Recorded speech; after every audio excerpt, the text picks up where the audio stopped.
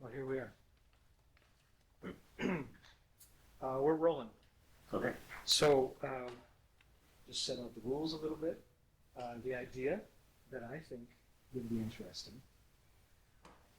would be for us to talk about the two pieces that you just had recorded. Yes. And those pieces, I would like to hear about technical aspects, and then narrative, Okay. and then what's happening in your life that causes them. Yep. Let's say that's starting at the shallow end and going deep each time. Sure. Okay. Yeah. Now, before we get that far, let's just acknowledge our listeners. Maybe do introductions. So, tell us your name and what you do on campus. Sure. My name is Benjamin Faugstad. I teach music at Bethany, and it involves a number of different parts to it. The ensemble side of it is the band and orchestra and drum line. The class side of it can change from semester to semester. Currently, it's a music skills class, and soon to be a music fundamentals course starting Monday, and then private lessons. And right now, I have a percussion student and a conducting student and a composition student, and sometimes I have guitar students. So it's those three main teaching aspects. And then I serve as chair of the music department. So that comes with a number of administrative items and kind of looking out for the well-being of everybody in music at Bethany, and connecting with alumni, connecting with high schoolers and high school directors and helping them out. So then there's a number of high school camps and opportunities for them to come on campus. So That took a long time. There's a lot of and then. There's Correct. a lot of and then. yes. And I think there's a lot of people around here that, when you start digging into what they do on campus, you discover more and more. And that's part of what we're trying to do with this at least. Mhm. Help reveal the people around us. So, the two pieces that I'm referring to, you recently sent me files Right. from Jack Dupre Yes, the faithful farm. and Octavius. Mhm. And if we can get into those two, I think that would be very interesting to be able to refer to them as separate files. We can listen to them individually. And we're armed with a beautiful Ferrari of a Steinway and Sons piano, a grand piano here. And I believe that will be helpful as you explain and communicate to us what these original compositions are about. Let me just clarify too. The two pieces that we're talking about, The Faithful Farmer and Octavius, are two of 8 pieces that you've composed and published. So they're kind of actually separate items. So Octavius, yes, that is one of my works. It's a published work. The Faithful Farmer is a commissioned work. So a Bethany graduate from a few years ago, Bear Finken, she composed that selection, and she was inspired by God Moves in a Mysterious Way from that hymn to write that, and I kind of gave her some background about who it's written in memory of. So that is her work. I just commissioned it. I said, hey, I'd like you to write this, and could you get it done by this this date and time, and then I'd like to share with my family. We all got together and we talked in memory. So that's a separate thing. Okay. Yes, and Octavius, yes, that's my work, and I've got it right here too, and I can talk in depth about it. And the Faithful Farmer I know pretty well, but I can't take credit apart from I just asked her to write it. Okay. Yeah. Yep. And I knew that, it just slipped my mind. That's okay. So, which one would you like to tackle first? Well, I would say Octavius. I've got it here, and then I think I'm also happy to discuss a little bit about the Faithful Farmer, but I won't have as much to say, but it certainly has deep meaning to me. Yeah. Okay. So let's build up to that. Yes. Octavius. I thought about titling this episode Octavius and Its Causes. Okay. Because for me, that's the meat of what this is about. Mm-hmm. I'm passably musical. I can follow where we are, and I have a decent understanding. But when it comes to making an artwork, in order to try to bridge the inside of you to the inside of others, I understand that completely. So, I'd like us to get there eventually. Okay. How would you like to present and discuss Octavius? Okay. I could go in a kind of chronological fashion, but maybe before jumping into that timeline, to take a step back and as to why I even started writing music. And that, I think it just came from just playing, just like it's down the piano, and you start by learning through the music notation. You know, what you see is what you play. In your case? In most cases, that's the way. It's more of a classical route, and I started to realize that, I think especially when you got into music that had theme and variations to it, that who's to say I couldn't come up with some type of variation. And Canon in D was an example I had utilized at a recent presentation, and that has this repeating structure to it, this bass line, and it goes. We're all so familiar with. And if I stay within that framework, there's so much freedom within it. And what stops, I think, a lot of musicians from creating is that they don't quite grasp that framework. So they feel like they're looking at all these keys on a keyboard, for example, and it's like there's so much that I can play wrong, and that fear keeps them away from creating. And there's a vulnerability too when you do something that hasn't been heard before. And also I think there's a bit of weight to it because there's so much music that's been created. So then it's like, who do you think you are to come up with something that all these other people have done, all these works? We're going back to the beginning, right? How you learned. So notation. Yes. Yeah, and you know, you're guided by a private instructor, and that's not a design that's unique to this time. This has been going for hundreds of years. Mozart took private lessons, you know? So it's something that...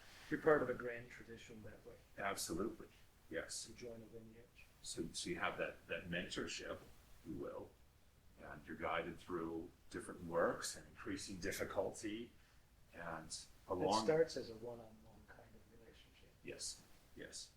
And as you're going along, you come across different styles, and you're kind How of... old are you when you begin? I think I was in third grade. Some start younger than that. On piano? Yes, on piano. The piano being an instrument that you can do harmonies with it. There's so many instruments, you just can't really do that by yourself. When I sing, I can't really sing more pitches at the same time. When I play trumpet, you know, I mean, you get into multiphonics, and those things are a different type of thing, but largely you can only play a note at a time. So then to have an instrument where you can simultaneously play all these notes, well, that's a game changer. Piano's all about interface. Yes, and there's something that's also it's fun, and you can just kind of explore and realize how many capabilities or how versatile this instrument is. So you just start to, I think, explore more and more, either through the literature, or you start to say, wait a second, how those people are writing these things down, they have this structure, this frame, this tonality. So is that coming to you naturally, or is somebody explaining the structure? So my guess is that it was explained to me, but I didn't realize exactly what it meant. I think maybe an example is, you have, so right now I'm playing the seventh chord, and it has quite a unique sound to it. It's much different than just that single note, just this, and this, but then you add this to it, and then you have this scale on top of it, and then you shift it to here, and then to here.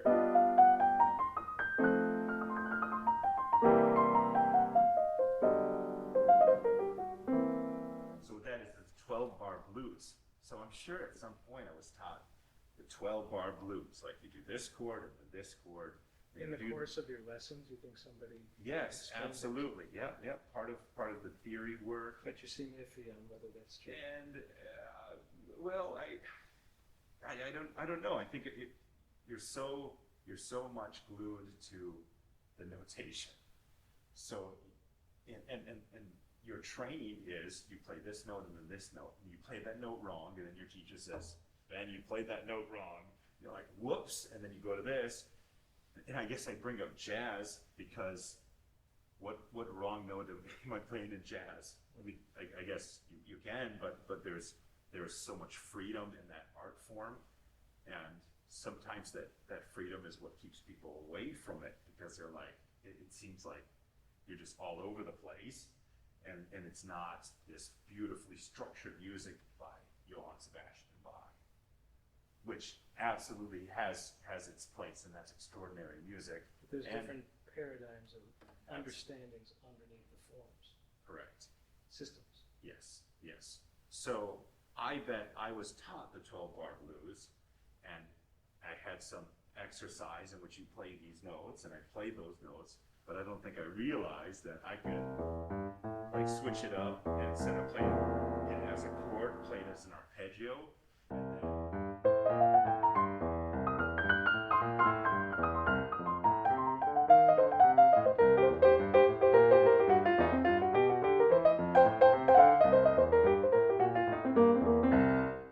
that I could just play whatever I wanted.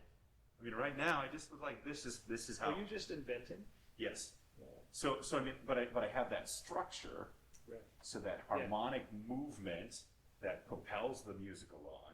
So I've got that. There's kind of a rule. Yes, absolutely. There's a parameter, but within that you can do what you want. Yes. Would it be a strange thing to think about, like how you use a paintbrush, and you're going to use the brush end of it, and if you use the back end of it, you'd be like, well, that's not quite going to work. So there's some basics to it. Maybe the parallel might be like the palette of colors. Sure. Sometimes we have what's called a limited palette. Yes. One of the famous palettes is called a Zorn palette, that has black, red, kind of a brownish yellow, and white. And that's all you got. And that limited palette can produce amazing results. Yes. And you can identify, like if you're trained in working this way or looking at it, you see a Zorn palette. Mm-hmm. But then somebody else working in something like a chromatic palette, you get all these bright, vibrant pinks and blues and purples and yellows and greens. Impressionism, brings about this kind of thing. That's fascinating, because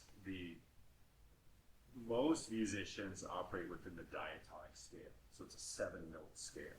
You can think about it starting on C, C, D, E, F, G, A, B, and then you get to the octave and that's C. But it's otherwise 7 notes. And then you can work with the chromatic scale, and then that's 12 notes. What I found a lot of success with in helping students understand how to create in music is to work with a pentatonic scale, which if we were starting on C would be C, D, E, G, A. So that's a 5-note pentatonic 5. And if you have a chord underneath that, like this type of a chord, it's a minor 2 chord, 2/7 chord.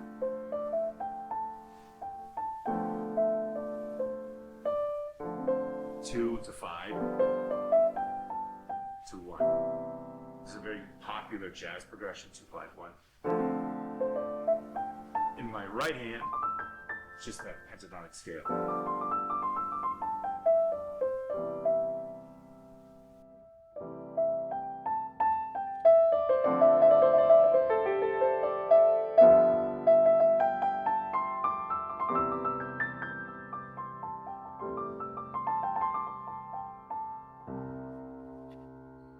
So when what you were just talking about and utilizing a limited palette, that same structure framework can be utilized in music. Yeah, it feels like a really good parallel that I think I'm as unfamiliar with the musical version as you might be with the color version. Yep. Mm-hmm. And every now and then I have to bite my tongue and curse the science people because they teach a different set of primaries than I do in pigments. In science, they're teaching often about light, mixing light, and it's just something you have to embrace with and understand that when you're into something, you have to sort of remember. I just went to a kind of a roll-in classic car show downtown New Orleans. Oh, nice. By accident. I was downtown and there's like great. 4 blocks of amazing cars from the past almost 100 years. Yeah, 100 years. There's Model T's there. And that crowd, they speak a certain way to each other. I'm very much not part of that crowd when they're talking. I can see conversations happening between the collectors, and we're talking about things that I have no access to. So that helps me recognize that I'm in certain conversations with crowds that have their jargon. The painters talk in sort of subculture ways. And one of the dreams of the liberal arts is that you can cross those boundaries. Yes. Here we go. Yeah, you achieve excellence in your area, which you're passionate about. It's not enough to stop there. It's to then look around and say, well, there has to be excellence in all these other areas. There absolutely is. So I want to seek that.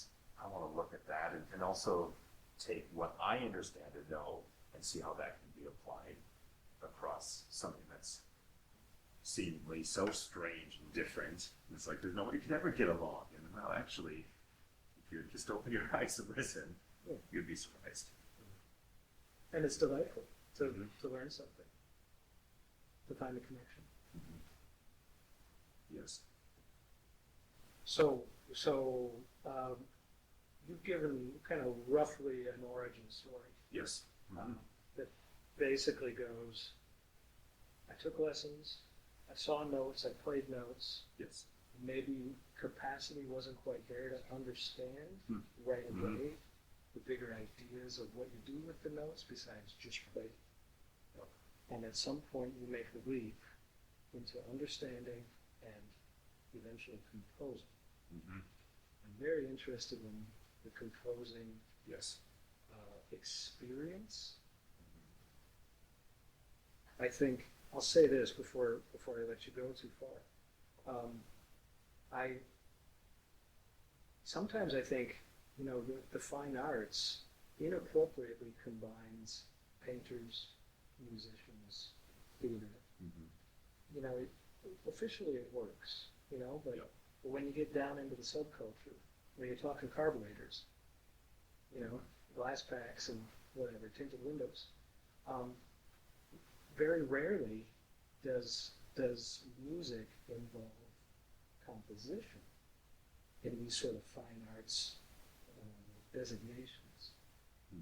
And I love so much that you compose, because that feels parallel to what a painter or a sculptor is doing. Yep. Or what a creative writer is doing. It's different than performance. Composing is different than performance. When I first started teaching, I had the fortunate luck to be matched up with someone or to meet someone in the profession that said to me, then you cannot just teach. It might seem like you're a teacher, so that's what you should just do is teach. You have to continue to perform music, and you have to compose. You need to do it all.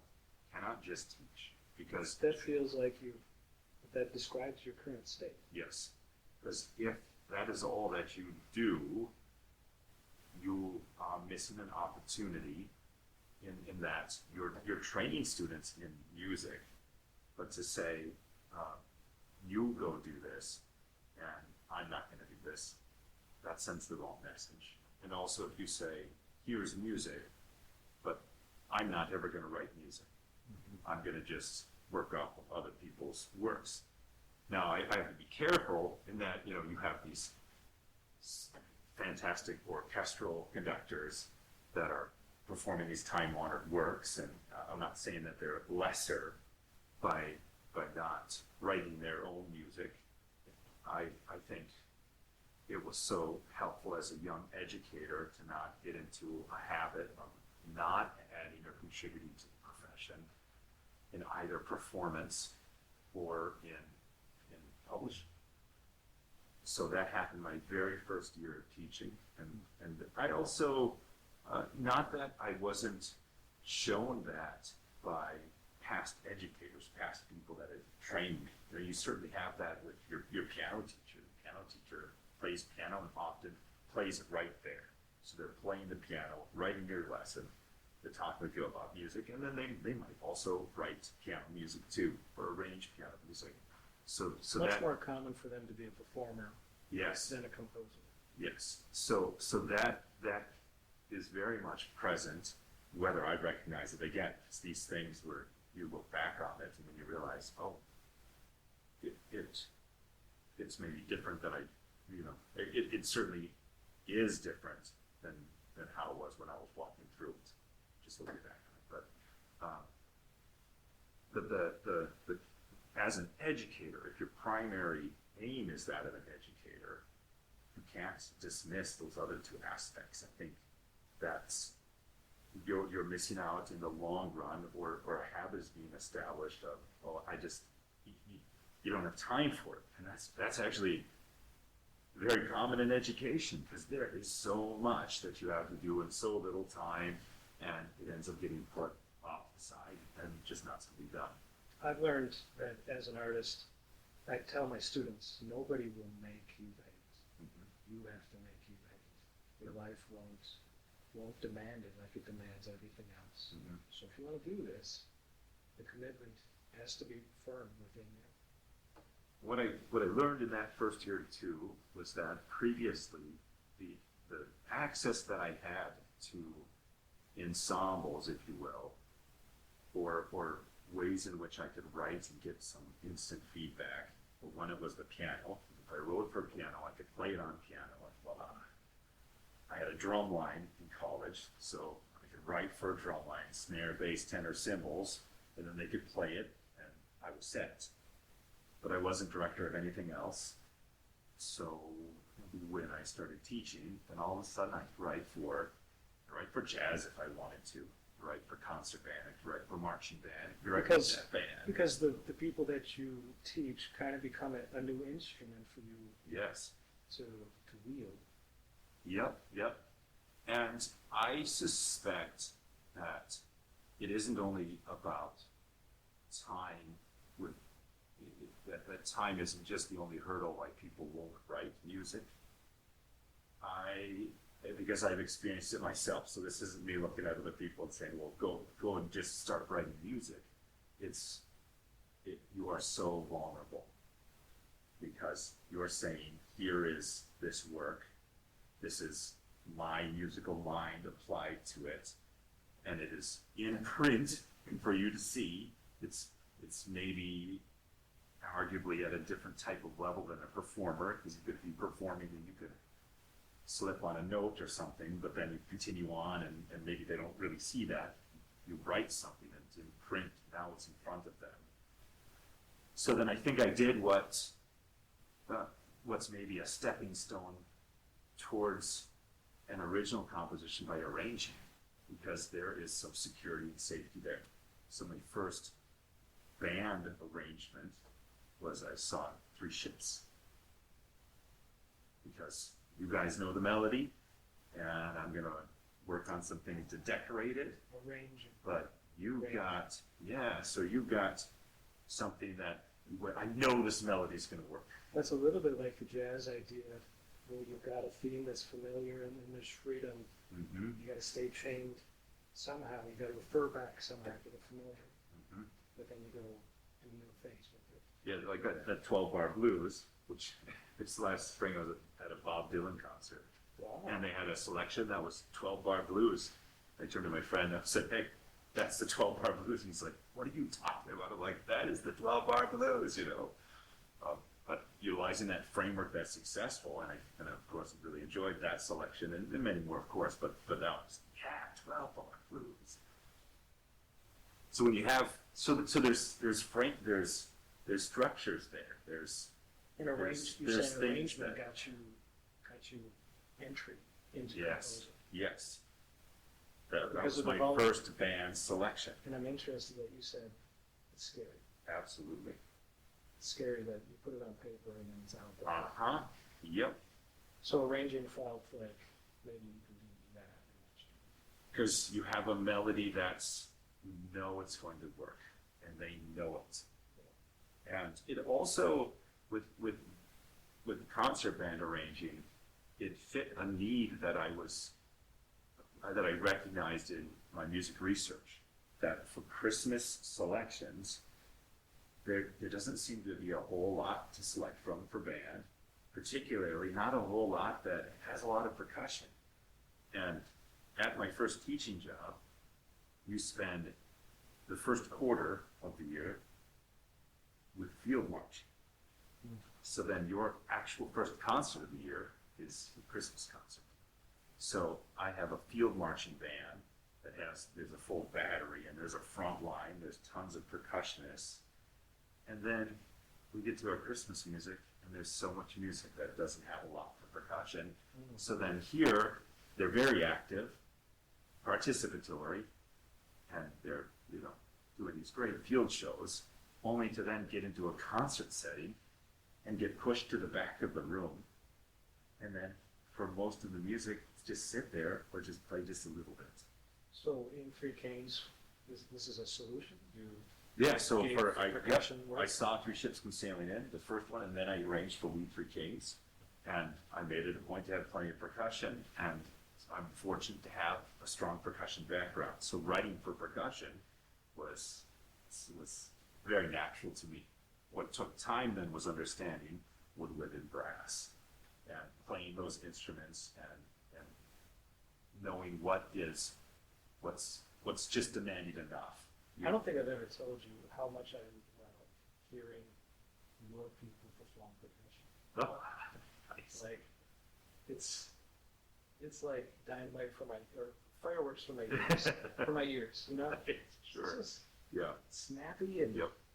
crisp, Yeah. crisp. Yeah. Well, and I think that's, just as an aside, a music educator particularly in a band setting that doesn't have a percussion background, could very well also struggle with classroom management because the percussionists are placed as far away from the educator as possible. And then so they need actually additional attention being so far placed away, but then they move around. So from piece to piece, they'll be playing different instruments. Your wind players are seated right there, and their proximity is a powerful tool as an educator in keeping that focus. Interesting. So there's a lot of power in there's distractible power in percussion. Yes. If you feel like it, absolutely. You can ham it up that quick. Yes. Oh, and they do. Yep, they do. Isn't it usually like the flute players are just they're all no good? Yeah, fantastic. Clarinets, oboe, all right up front. Right, Yep. and they don't need the supervision. Broad sweeping generalizations here. Yep. I never thought about that. They're all Proximity. Yes. So do you have any insight about that classroom management or proximity in the banders? Well, if you're a band director and percussion isn't your strength, study and practice it as much as possible so that you can give them direction we give them clarity and be specific about what you're asking them to do. But that also relates to the strength of understanding the score that's in front of you. So you've had an opportunity to look at a full score. I've got one in my hands here. And I think that's another fascinating component to the arrangement in a rehearsal room where you have the flutes towards the front, and the flutes in a full score are at the top of the page. And what's at the very bottom? Percussion. All the percussion. So okay, I never thought about that. Is the vertical order related to the spatial arrangement of the movement? Yes and no. The top portion, the top third, if you will, are woodwinds. The next third are brass, and the bottom third are percussion. So that feels vaguely yes, regional, yep. like zoning. Yep. So here you have a room set up where the percussion is in back, and then you have a score that a director is reading, in which the percussion is at the very bottom, and we are very much reading at the top. Are we?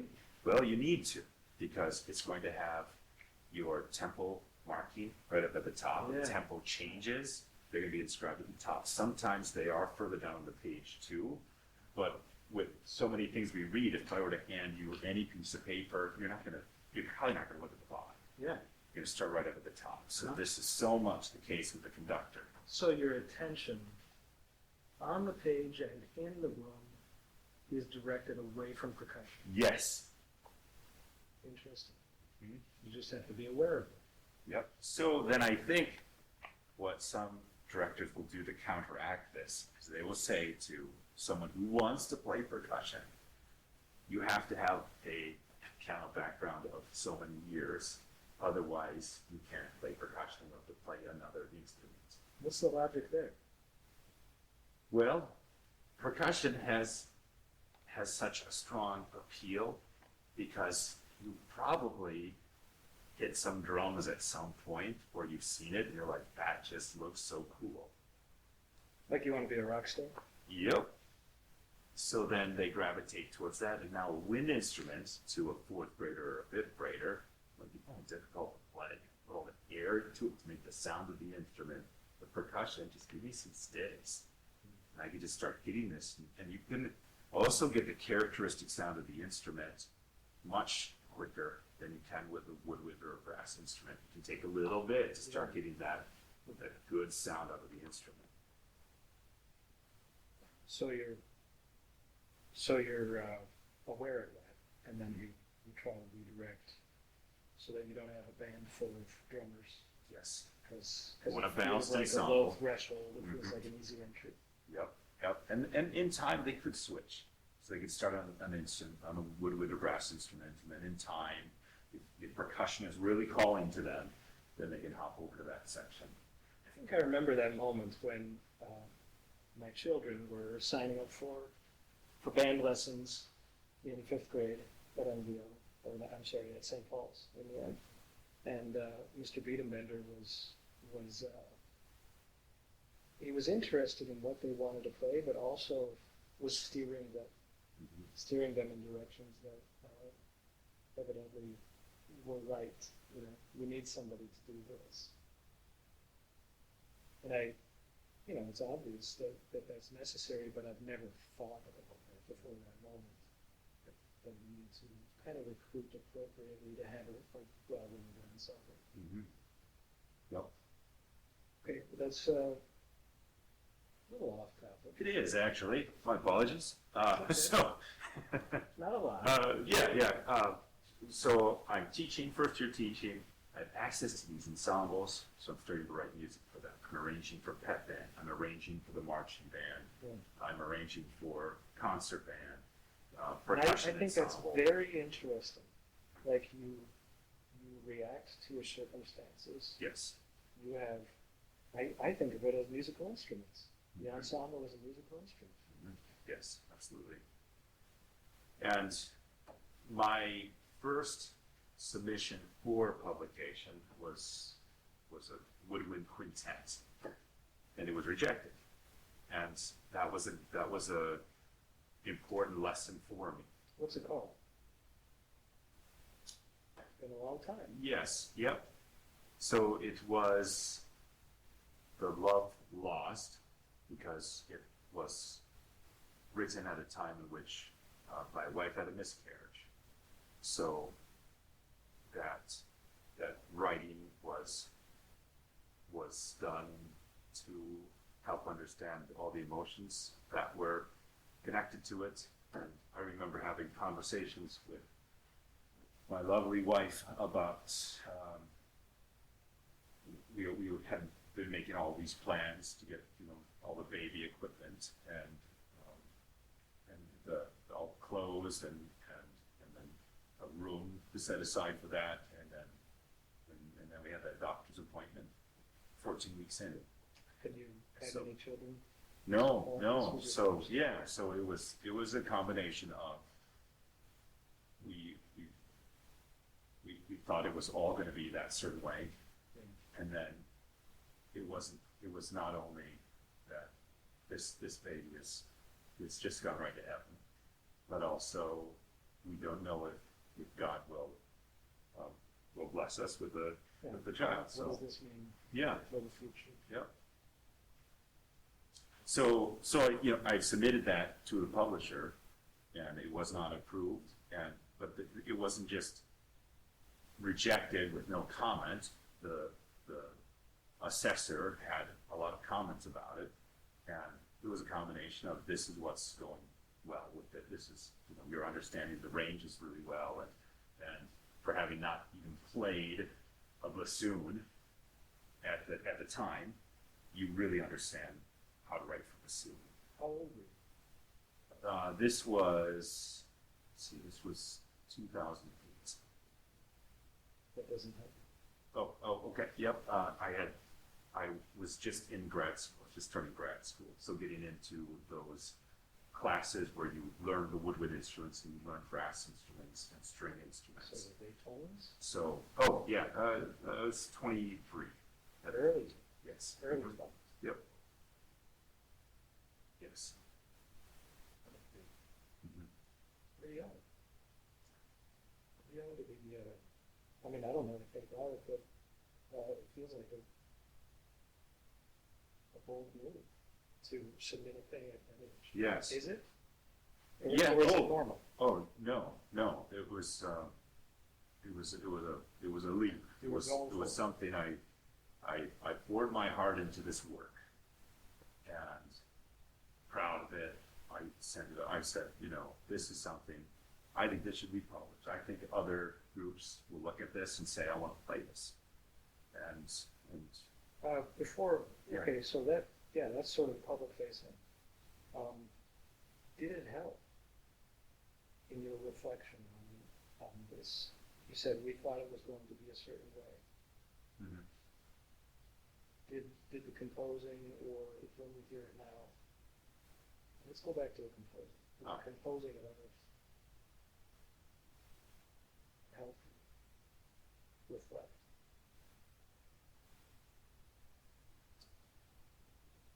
And also, can we hear when that music is played? Love Lost. Yep. Can we hear Love Lost in it? Is it intentionally on point that way? Okay. Yeah, all right. So in a moment, I'll play just a little bit of it. Okay. And it was kind of a little bit that I discussed in a presentation. And I started and I went like before, all right? Yeah. And that's using these, the black keys on the piano. And it's something somebody, maybe when they first sit in front of the piano, that's the first piece that they learn. Well, in studying John Williams, he will utilize different instruments, particularly because it connects to childhood. So like a glockenspiel or a bell set. Really Next to his childhood or broadly? Broadly, yeah. You know, you maybe had as a kid one of these little bell sets, different colored. Xylophone thing on wheels? Exactly, yes. So that, then he'll use that and he'll write it for something like with Home Alone, Somewhere in My Memory.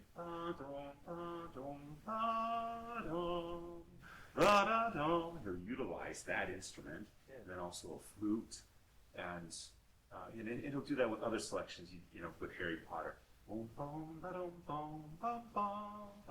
It's that metallic instrument, very childlike.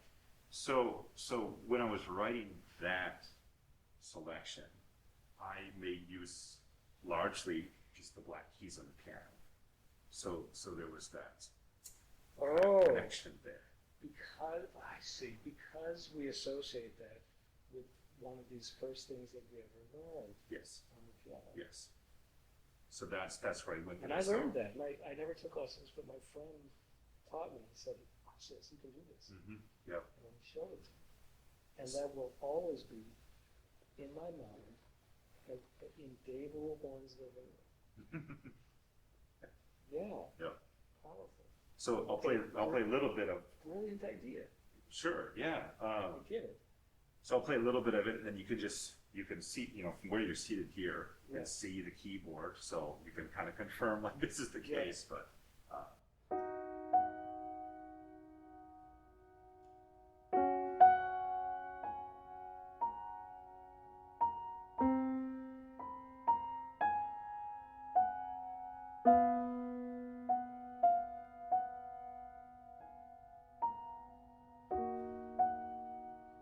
see, largely utilizing those black keys, but that in that time, in that moment of deep sorrow for my wife and I, that was what I wrote.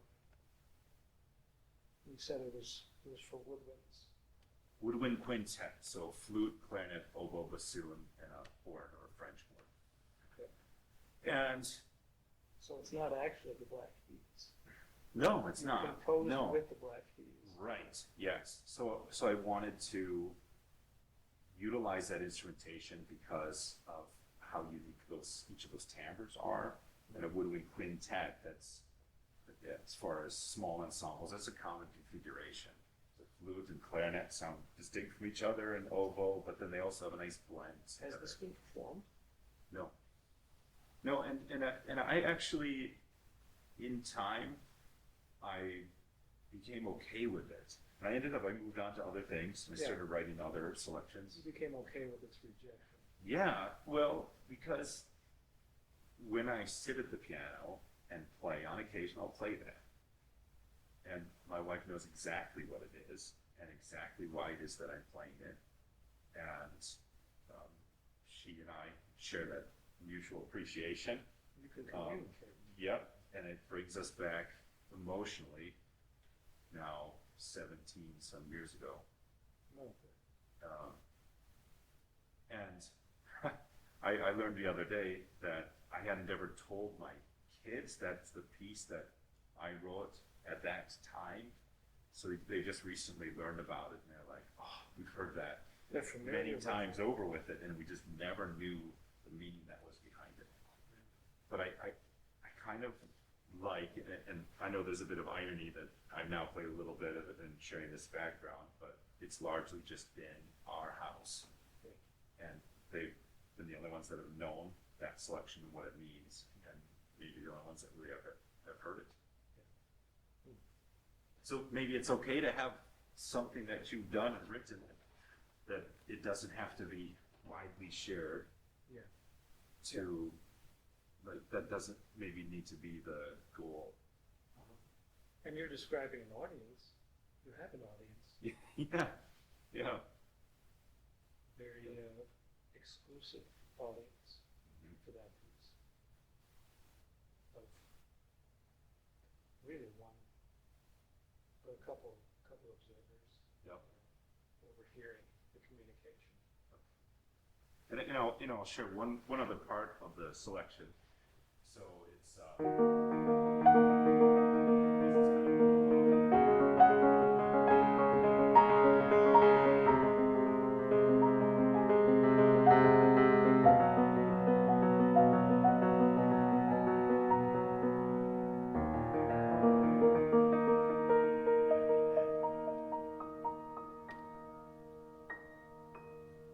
it ascends up the entire keyboard because God saw it fit to have that child right with him and to be. So that was a descriptive ascension. The fingers ascend, the keyboard describing Yep. the child. Yeah, and that baby's with God. One day we'll see. Yeah. So You said something. You said, when I sit at the piano, I never sit at the piano. I have to tell you, like, that I'm a little envious and in awe of somebody who can just arrive and the music pours out. mm-hmm. I took trumpet lessons. I bought a guitar Yeah. in college Yep. with this romantic idea that I can figure it out. Yep. And I tried hard. My fingers hurt. I've tried piano off and on, but I've come to the realization that maybe there's maybe three realizations.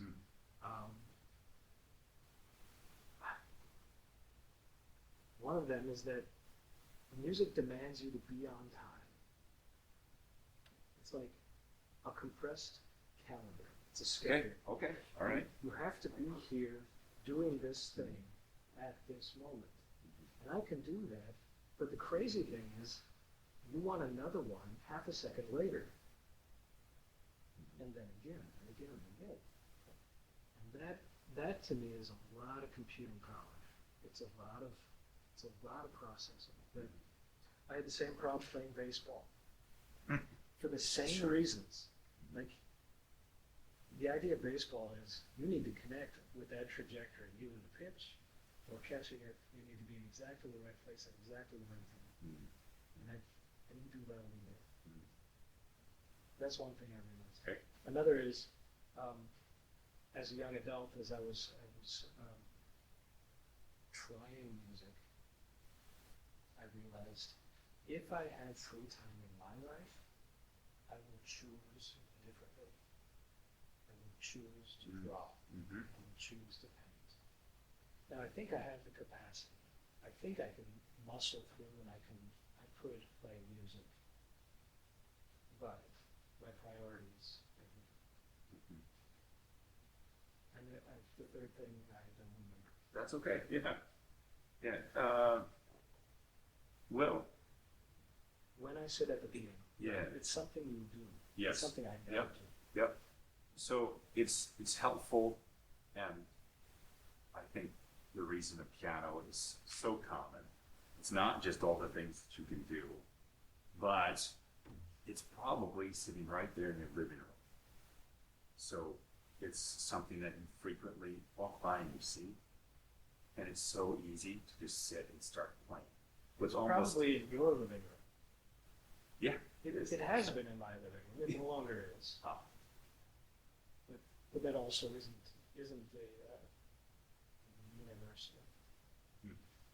So what I learned when I started doing more and more classical guitar playing, I decided, I think in 2019, that I want to get much better at playing the guitar.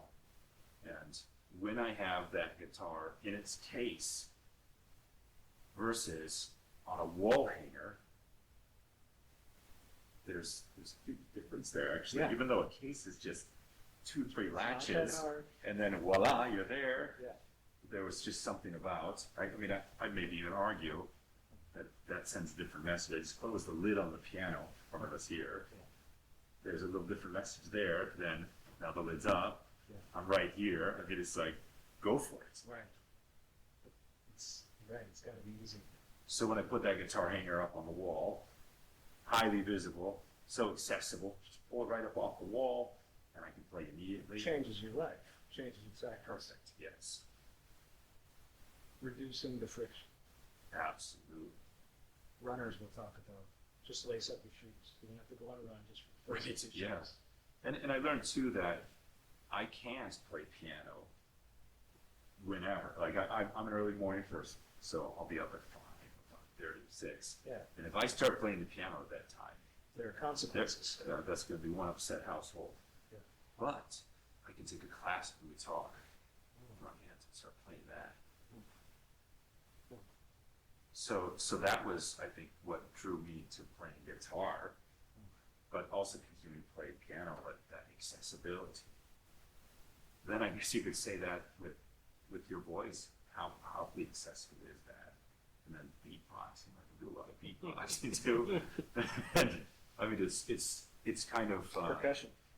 yeah, and amazing that we have these instruments, not only that which is built into us, but then that which is at our fingertips. Yeah. And It's amazing how a lot of that is. yes. When I remember being at one of your concerts. I was up in the balcony, and I can picture being there and just marveling at the layers of miracles happening at the moment. The unlikeliness that this could happen.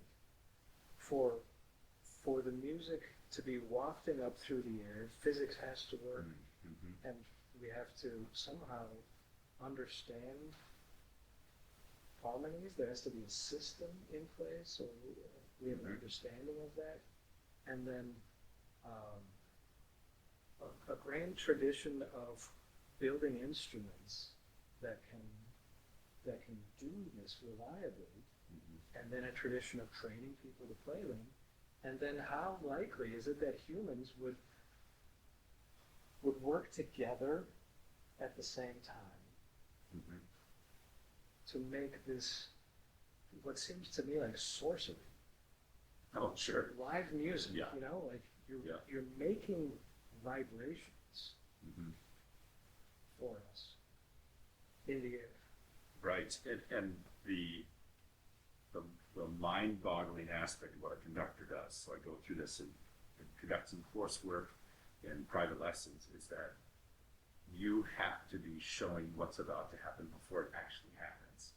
So a conductor is showing the gesture of, now this is to happen, and the musicians are seeing that indication, and You have to lead them. yeah, absolutely. So then your world is a world of gestures of things that are about to be. And then you're hearing what's happening and then kind of having to react, but then also predict that which is coming up next. Yeah, so everything I just said about why I can't play music because I can't be there on time, you just amplified that in the conductor. You gotta be aware of what's happening, and you gotta be ahead of it at the same time, and you Yes. gotta not lose track. Yep. And then there's room management. Mm-hmm. Yes. There's so much brain power happening there. Right. Part of that sorcery too, but, you know, Sure, quote, yeah. sorcery. I didn't even mention composers. You know, but who arranges these sounds, and we have this system that makes it transferable across generations. Like music. Mm-hmm. So Yeah, yeah. it's really wonderful. And and I think, okay, there's two items. One, going back to notation, and I don't want it to sound like notation, working with notations, that's not a creative activity. And that couldn't be further from the truth, because it provides you with some information. By no means does it provide you with all of the information, because you can have computer software play a selection. So Octavius, for example, I can have software play it. So then why would I ask Jack Depre to do a recording of this if I have the computer software? Well, the software is looking at it and it's just saying, oh, you have this dynamic level written. I'm going to do that dynamic level. You have this articulation. You have these notes. So it's just processing and it's just mechanically doing that.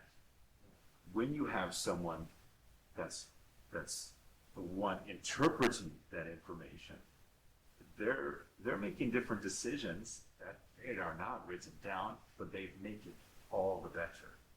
And I talk with that about ensembles that I'm working with. I say, all right, you have these things that you see.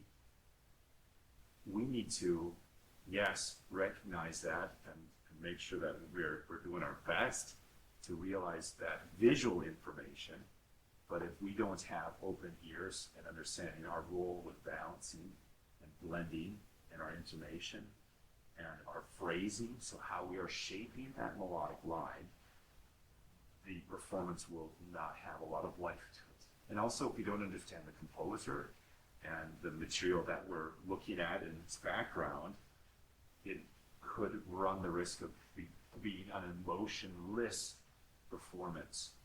Or the wrong emotion. Exactly. You know, I imagine what you just played, if that was played in like a carnival fashion somehow, right? That would just miss. Yep. Totally miss. Yeah, your description of the performer's contribution makes me think about drama, about a script. Oh, absolutely. And the way an actor and the ensemble generate this chemistry and convey this understanding through all the non-members. Yes. Then the other part, I have to reference Victor Wooten, a phenomenal bass player. And he's presented a lot on music. And he says, why do we approach music unlike how we approach language? Music, we say, is a universal language. So why is it that the first halfway or work that we do with music is look at this and do what it says? Is that how you learned to speak your language? I doubt it. Yeah. You went about babbling and saying all sorts of zany things. And imagine if, when you were learning how to speak, you were corrected on every single mistake that you made. Like if you were like, it's a ridiculous example, if you're like, dad, you're like, no, it's dad. And stop saying that. You need to say dad. You know, like but that's unthinkable, because they're figuring it out.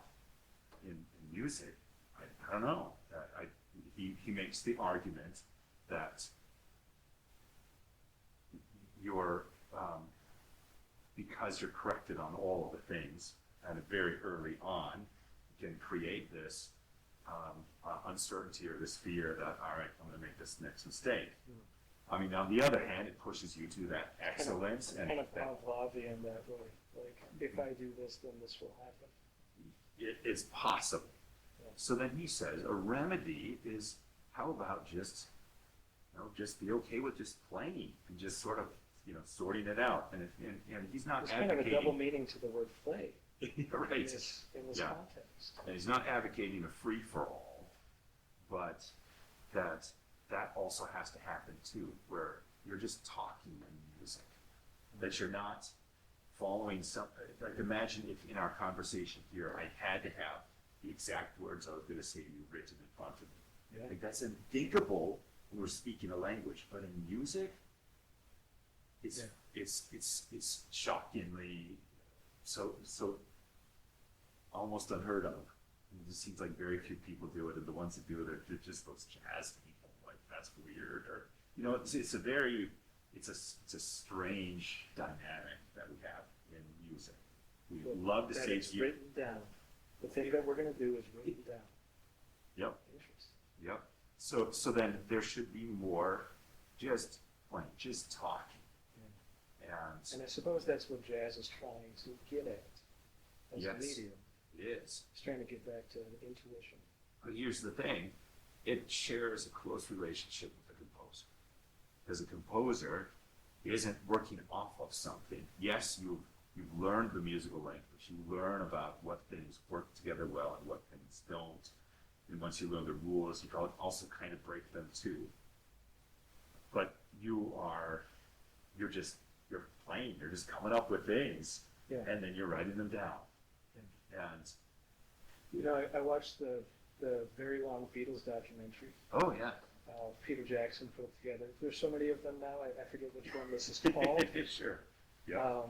Might be Let It Be, but it's hours and hours and hours of old footage of them recording the album Let It Be. Mm-hmm. And I hope I have that album right. But it's delightful to watch them not know what they're doing. Yes. And then they slowly fade into something you can hear, like the beginnings of songs that you know so well. Mm-hmm. And then the captions slowly come up on the screen. There's the song, the song title, but it's like you just witnessed its birth. It just emerged into the world for the first time. Yep. And they're just messing around. Mm-hmm. And then something resonates and they think, yep, well, there's something. They're playing. Yeah, and I wonder if Victor Woon talked about this. It might have been part of his commencement speech, so the college brought him in. How do you spell his last name? Wooten. Wooten. Yep, Victor Wooten. And what's amazing about the speech is the entire time he's delivering his speech, he's playing the electric bass. Wow. While he's speaking. While he's speaking. Yeah. So he's developed plenty of capacity. Mm-hmm. Yep. Do you think that's not premeditated playing? It's not that he's playing notation. Like it's not written down anywhere? Yeah, I don't know. I'm not sure. But it's fascinating to me that he can go on autopilot music. Yeah. And be almost in a completely different part of his brain. Yeah. Otherwise, it seems like it's occupying the same part of the brain. So it's just this amazing thing that he's not tripping up on the bass at all in his speech. It's just, but I think in that he was discussing how important it was to just play and just, just so that makes him immerse yourself in the world. Source. Oh yeah, yeah. He's demonstrated. Well, I derailed you when I said at a piano. And we haven't really talked about Octavius. Yeah, I guess not. Let's go over that. Yep. How shall we tackle it? How do we discuss it with words when it's not really a word thing? Yep. So Octavius, in that those other band compositions were arrangements. Octavius was original, so I'm not starting with someone else's idea of melodies or harmonies or rhythms. Yeah. I'm really coming up with my own entirely. So if there was a level of vulnerability with arrangements, this now just took a step further. Did you feel it? Did you feel the fear? So okay. I think sometimes we believe that there's a lot of people that are doubters, or they'll say, "Oh, you can't do this thing or you can't do that thing," and I think more often than not, it's your own mind, it's your own believing and thinking that there's roadblocks there that aren't really there. And there was one point, I think, at which I realized that if I can take a simple melody that was full arrangement on it, like I saw three ships come sailing in, then how much more is it to ask to do that melody and then do all that other stuff that I've already done? So is it really that crazy of a step? It's kind of like you've built scaffolding. Yes. You've done everything else. So Or maybe you were ready. This may be when the light bulb went on, and I first, and this, we're coming up on almost a year to the date that my health took a turn, and I was under doctor's orders to just rest, and I spent a lot of time sitting on my deck just watching the leaves fall, and my dog just laying there and just not doing anything, and That feels very unnatural for you. Oh, right, yeah, it was. What I know about you, what I observe about you, is that you're constantly going somewhere, doing something. Yeah. Constantly. Yep. So That must have been very difficult. yeah, that was an incredible time. And I had someone visit who was a composer, and I don't think has written anything recent. And I said to her, "Hey, you should write music. You know, I think it's been a while. You've done awesome work, so you should write more." And then there was this aha moment of, well, what am I doing? I'm just sitting here. What's the difference of sitting on a deck versus just sitting in front of some music paper, or sitting at a piano? So you heard your own advice. yeah, yep. Well, and that connects way back to when I started teaching. You can't just teach. You gotta compose. You gotta keep performing. Sure. That just on and on resonates with me. So then I wrote for orchestra, and part of it was I was at the piano, so I was like, oh, I like this in Dolce Jubilo. Bum, bum, bum, bum, bum, bum, bum, bum, bum, bum, bum. And I think that works so well for orchestra and also piano, because Jack Dacre is a piano player in the orchestra. So I wrote for orchestra. So when I came back to work from being on medical leave, then I said, orchestra, I've got this music for you. You know, this is great, cool. So then they prepared that and played it for Christmas at Bethany. But then I also realized that's I have another main ensemble, and that's the concert band, and I teach band and I teach orchestra. And here I just wrote music for orchestra. Well, what about the band? Says, I'm going to write something for you. And then the semester went on, and the orchestra performed a piece, and I distinctly remember Chaplain Faugstad said, wow, you did such an outstanding job with this music. You need to write more. And other people have said that, and that from him sticks for some reason. Not that the other didn't, but that just, maybe it was an email, or maybe, he talked to me after the concert, but that I was like, oh yeah, I should, And then I had Christmas break to write for the band, and I didn't. I didn't do any writing. Don't know. Probably. And then school started up, and it's really busy to get the semester going. So the first week of classes flew by, and then that weekend hit. And What week? it was the second weekend in January, this last January. And I was like, well, if it's going to happen, it's got to happen now. Why? Because as the semester progresses, just the schedule Yeah. and everything, Spring crescendo. yes. So if it doesn't happen now, it's not going to happen until the You summer. had this or later. intention to play fair. Yeah. Orchestra got something, so now band gets something. Yep. And I think You wanted to do that spring semester.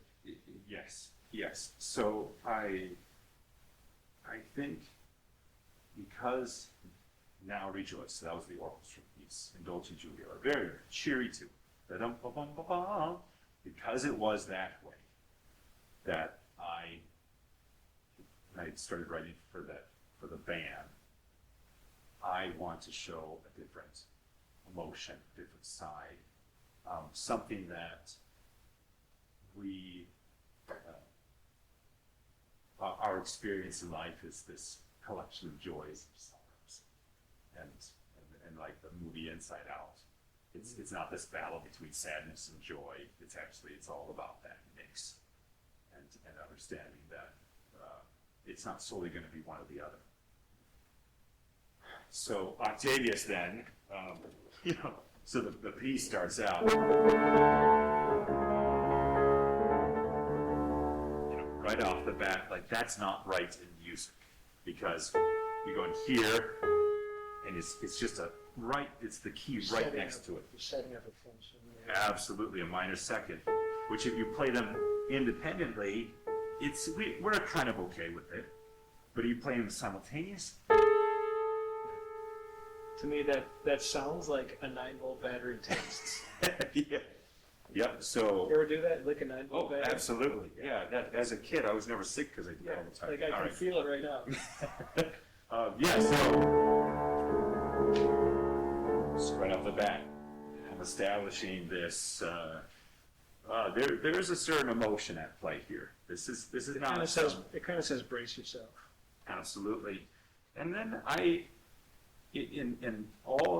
most of the writings that I've done, they've been in a major key, and I've done some modulating, so it changed from one major key to another major key, but I had not spent much time in a minor key, and I decided I should write this in a minor key. So going way back to talking about the 12-bar blues, this is establishing this framework or this color palette that I'm going to be working with.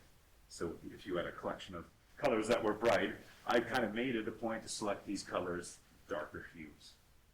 And that then became, instead of just a minor scale, but a melodic minor scale.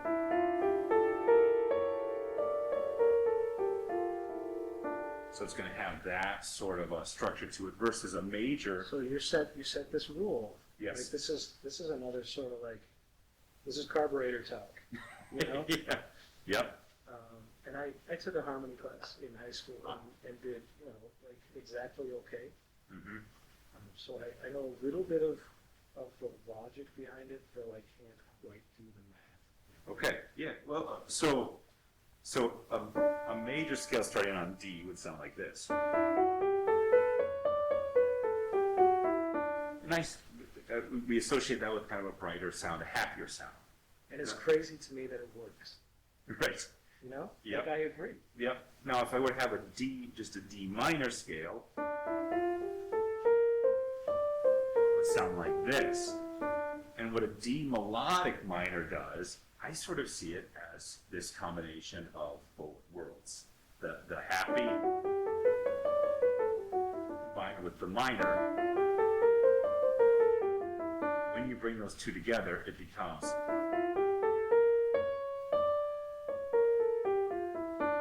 So that means that. I would say it feels complex. It feels like more nuance. Oh, right. Nuance. Right. Yes. So. It's neither.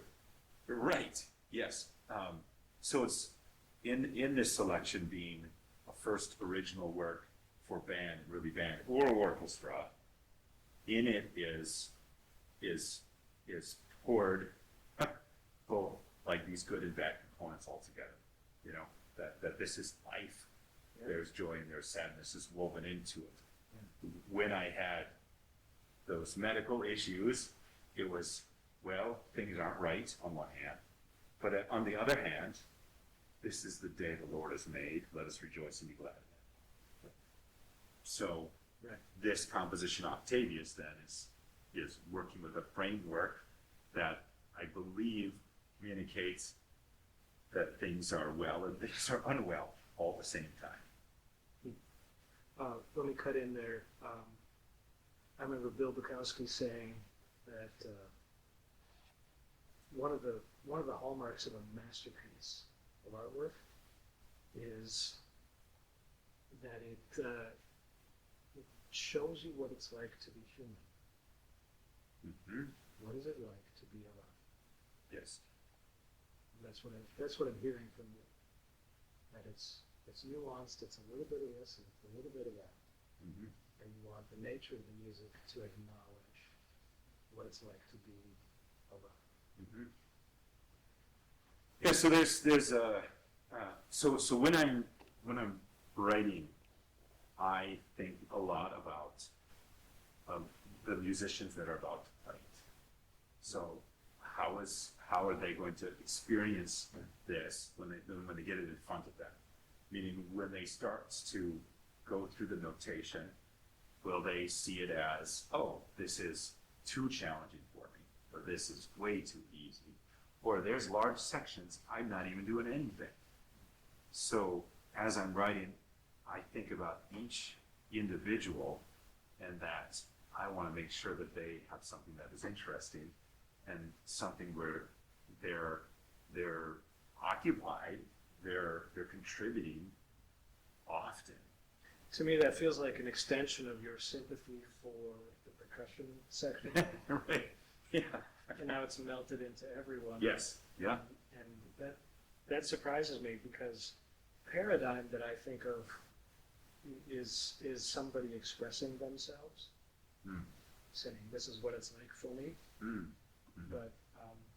But what you're saying there, now we've already gone over that in the ground rules. Mm-hmm. But now you're saying you're kind of ministering to or serving the performers. Mm-hmm. You're yes. aware of trying to make it fun for them or yeah. engaging. Yeah, in past writings that I've done for band, when I present it to the band, and I say, you've got to be honest with me. How is this for you? Where do you see improvement for it? This isn't, I'm going to place this in front of you and it's perfection. No, it's something where I think this works, but there's things that I could very well be missing. So help me out here. I can learn through this. I'm not going to, my first composition isn't going to be something that's just a home run. Well, I mean, it might be, but it's unlikely that it is. There's going to be things that I've not seen, and my vision on this, there's no way that's going to be better than the 50 people or 60 people in the room looking at it. So let me hear you out. That's not a foregone conclusion. So I admire that. I think it's possible to walk into that room with sort of a hierarchy in mind. Like, I'm the specialist. y'all do this because I know what I'm doing. Yeah. But what I hear in that sounds familiar in how I approach art service projects. Mm-hmm. When we're going to collaborate, I want feedback. Yep. And I'm interested in the voice, kind of the performer voice. Mm-hmm. I'm interested in what each artist will bring. Mm-hmm. And I hear the same kind of thing that happens in the theater department. Yes. When they have an original script, and it's sort of, it's coming from the author, often one of our professors. But there's a collaborative sort of joining in the refining of it. Mm-hmm. Theater physics is practicing right now, as we speak here. And that's kind of the ultimate, sort of collaboration. Yeah, our view of a conductor, and this could be similar to that of a composer, but I think some have a view of a conductor as, you're this such an important figure, and that is such a visible teaching position, and the concerts and everything. And like so many things, we get that from Bugs Bunny. Oh, yeah, right. Yeah. So, and then I think some conductors could say, you are nothing without me. And I see it the exact opposite.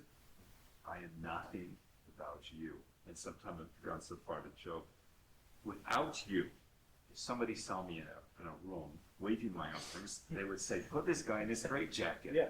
He's gone mad. Right. So, You gotta have so team. as a conductor, as a composer, I want to approach it with, you know,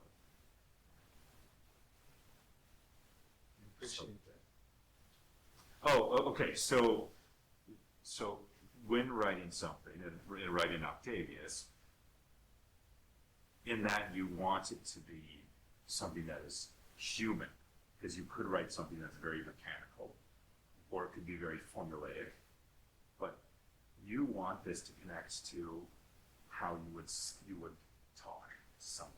So when you talk, when you form a sentence, there's going to be a natural rise to that. There's going to be a point of emphasis in something that you're saying, and then there's typically this kind of like this descent or this lowering of volume as you get to the end of that sentence. If you do it a different way, you have this general rise, then it brings about a completely different reaction. So if I were to say, "Oh, I'd really like to hear more about your weekend," and that had a natural rise and fall to it. If I said it, "I'd really like to know more about your weekend," you're already like, What happened? what did I do? You know, like, did you hear something? Did I do something wrong? You know. Interesting. So then in music. Same words. Mhm. Right? Yes. So that's how those are being presented. So I want to craft something that enables you to have that kind of natural rise and fall. So in the music, you have a natural rise and fall to it. There's going to be something in your brain or to the listener's ears that say, this sounds familiar. This sounds like something that I somehow understand, even though maybe I don't really get music at all. So let me provide an example here. So there's a section, and I've written.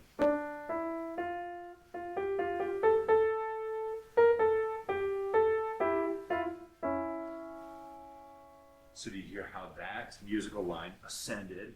So it worked its way up, and then it worked its way back down.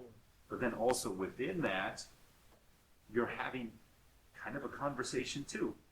Well, it feels like breathing to me too. Like an inhale and an exhale. Yes. Up and down. So one person is saying, and then the other person is replying.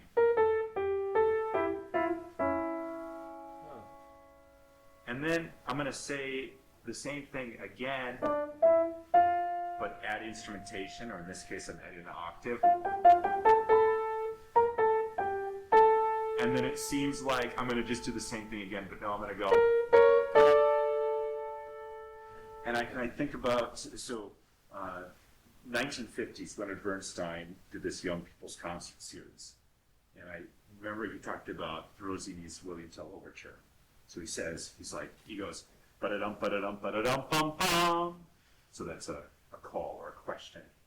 And then, ba-da-dum, ba-da-dum, ba-da-dum, bum-bum. And there's your answer, but then also just, if you hear that arc.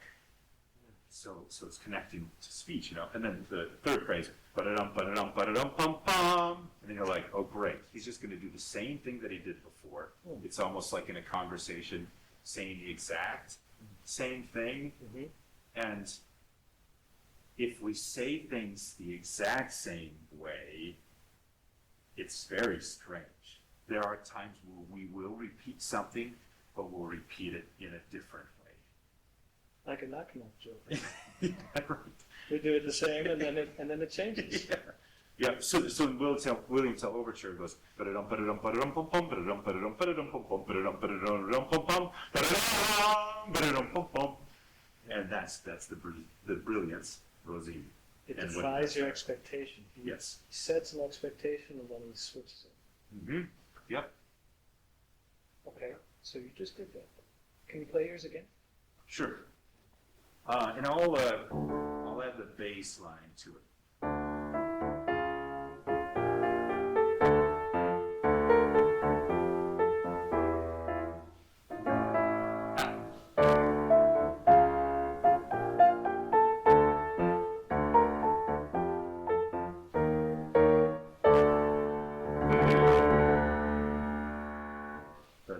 That's in the middle part of this composition. I love learning. Yeah. I love learning about this. You're doing great. So, going back to that second weekend in January, and where does the name Octavius come from? I had no idea. I was writing a piece, and I had different ideas. Like, I want to. This wasn't always Octavius. No. This just was. It wasn't much. It was something. It was something. It was like, growing. Yeah, I knew I wanted to start with a three-note idea. That's it. Something. And I built it all off of that. So, That's the thesis. yeah, absolutely. Play it again. Sure. Okay.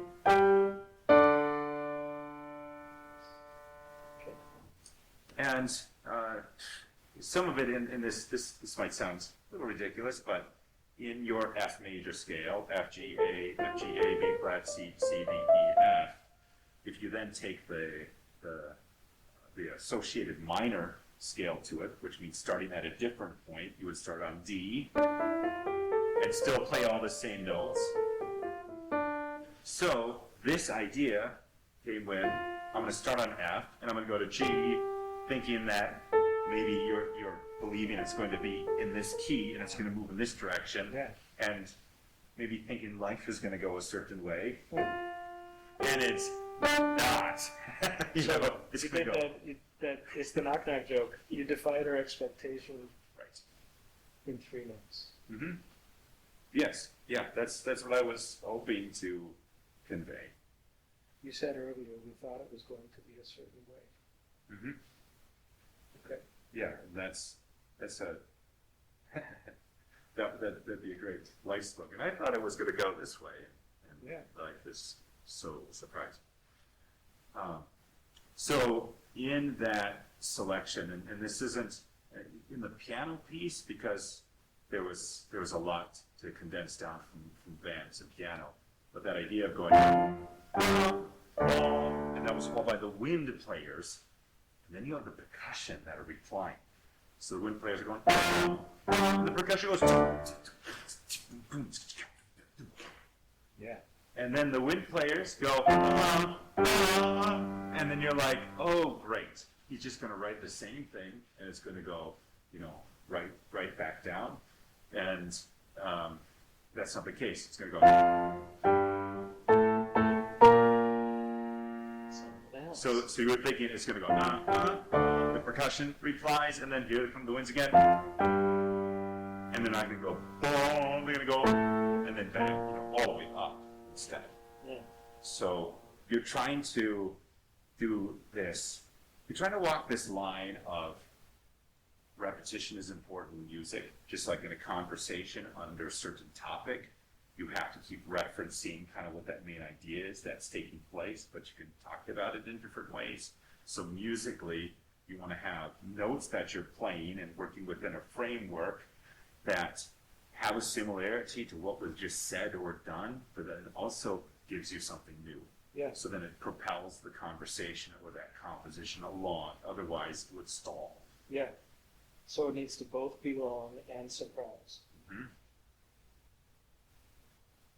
So then, so that the whole opening wind idea, going here and then going, and then the reply is,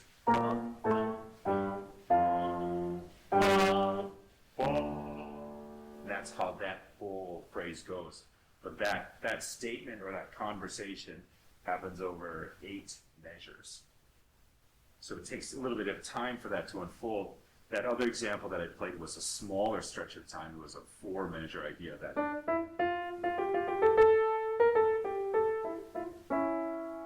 And this one, it took a lot longer.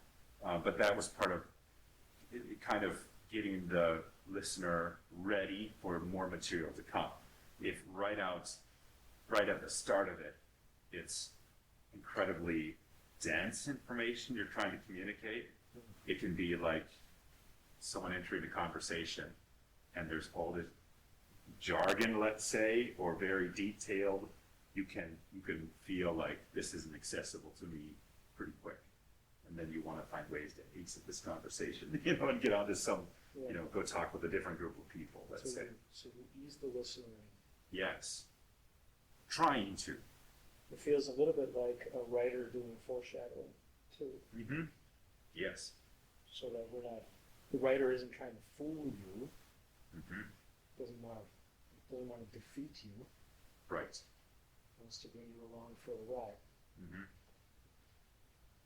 And going to that middle section of the piece where, so I played that part, the section before it presents that exact same idea, but it's all stretched out. So it goes.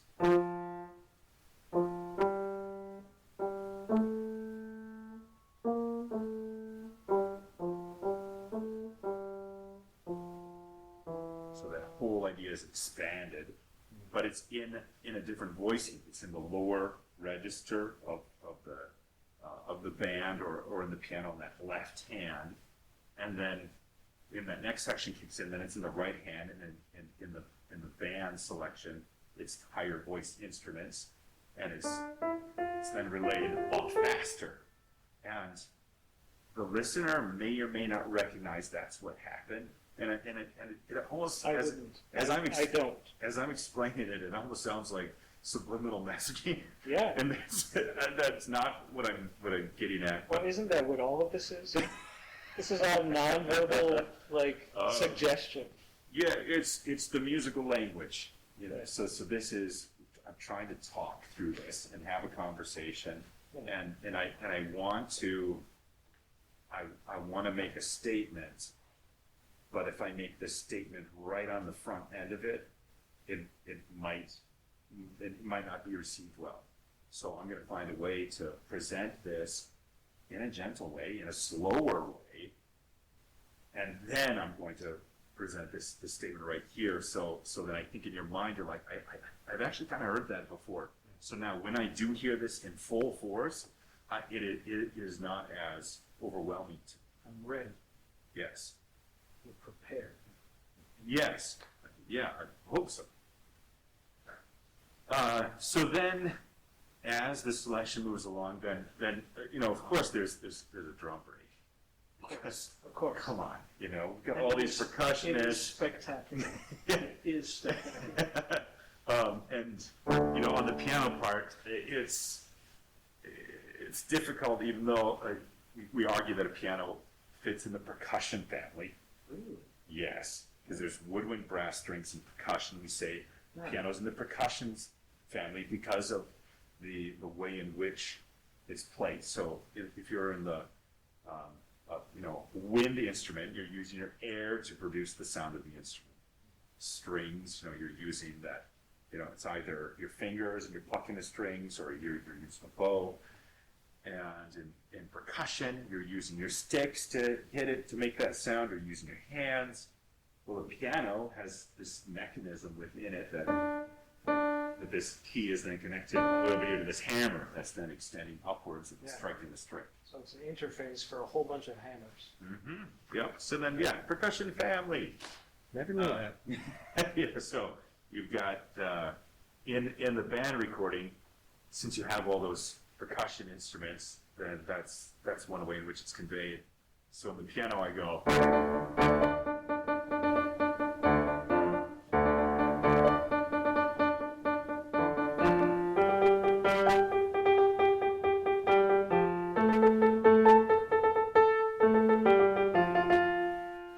So that whole portion on the piano sounds that way. With the band arrangement, then that's more, snare drum, bass drum, xylophone, crash cymbals.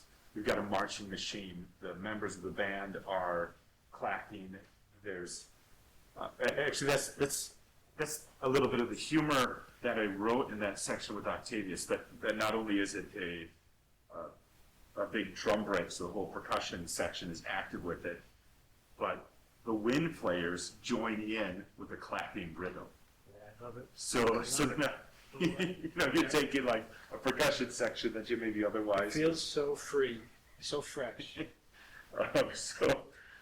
so I kind of had a lot of fun writing that, and then that helped to set up then the next section, which I'll play this on the piano, and you just have to kind of imagine that there's this rhythmic underlayment that is present in the band piece that you just can't sustain on the piano because you just have two hands. Yeah. So that whole, and then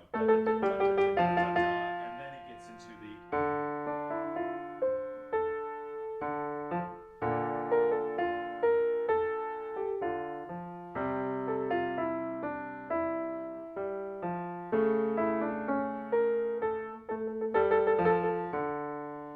So then there's, again, this conversation that's going on, and it's now there's a few different layers to it. So on the one hand, literally, you've got, and then you got, and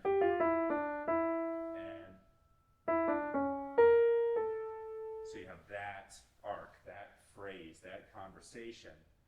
So there's a call and response, but then there's also this.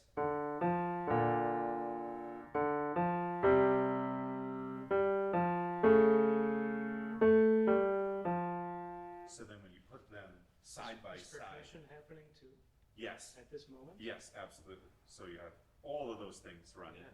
So again, that section, I'll kind of probably talk through it as I'm playing it. So you've got the bass line kind of going, replying, continuing.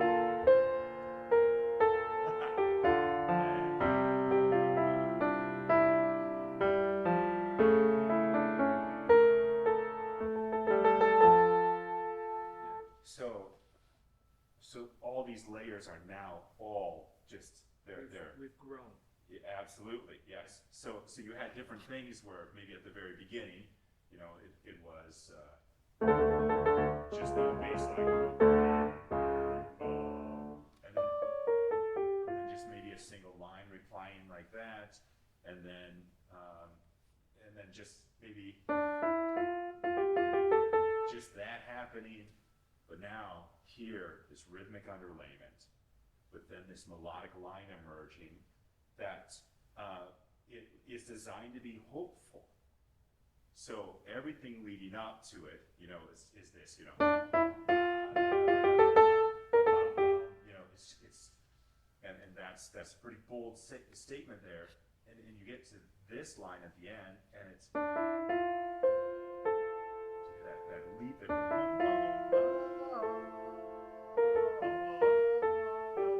and singable, right? And then at the end, yes, designed. I wrote it very much. That's what I wanted to convey there. Like an optimistic, forward thinking. Absolutely, because you went through all of this leading into it, and these these notes close together and tension and everything. Yeah. And then you get to this moment here. There's been a lot of energy and clashing. Yes, absolutely, and it just and everything to just open up and to have this statement. And I made one change from when I originally wrote it, and that was, and this sounds silly, but this is how much I was thinking about how this line was crafted. Originally, I wrote.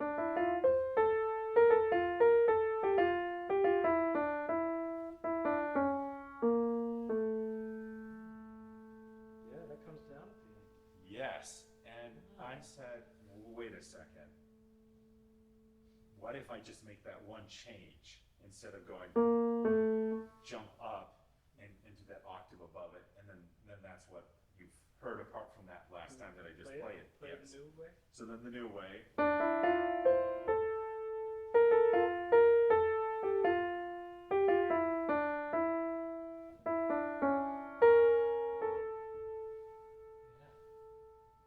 And that was to convey this. Music is wild. Oh yes. It's just wild. Oh yes. Yes. Because on the surface, you're just pushing these buttons. Yeah. Right? But yeah. The crazy thing is that I agree that the thing that feels hopeful for you feels hopeful for me. Okay. In these Good. buttons. Yeah. And I know that's a drastic simplification, right? I mean, this is a beautiful instrument. I'm simplifying for comedic effect. Yep. So that's not the end of the composition. There's yet one more layer, and this one happened. I call it luck. If I were very, very, very generous to myself, it was that I subconsciously planned it. But what I decided to do was to take that idea and create an echo within the musical line. And it doesn't come across as strongly on the piano because you're dealing with the same timbre kind of throughout the instrument. But for the band selection, you'll hear the echo more clearly because it's presented in different instruments. But I'll play it here.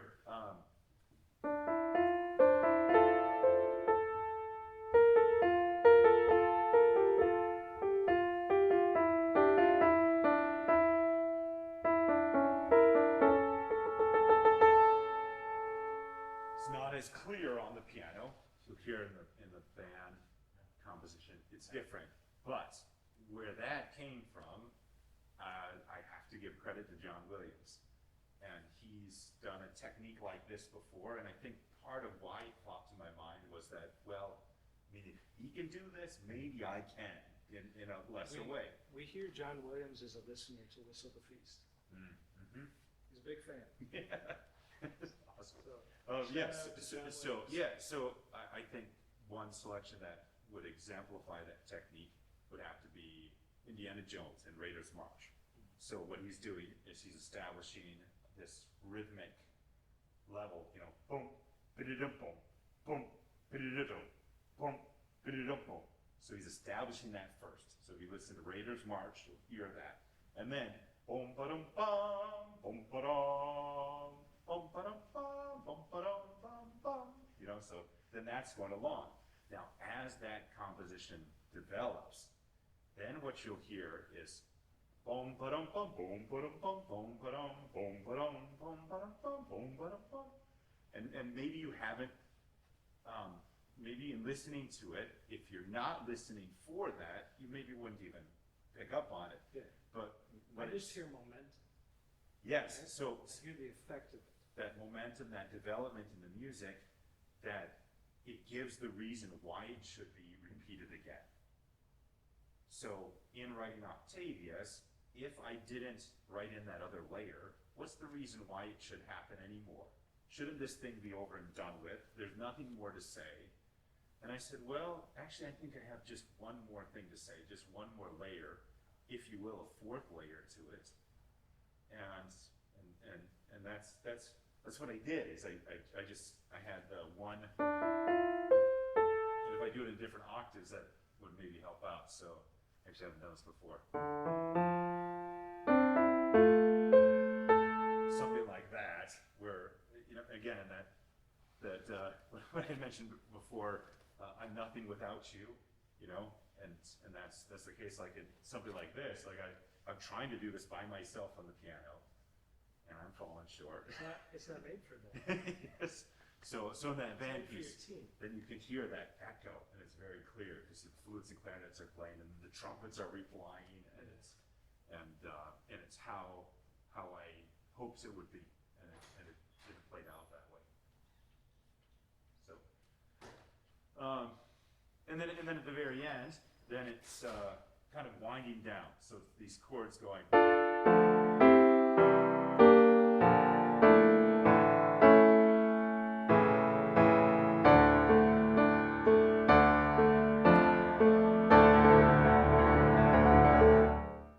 So that's the end of the selection.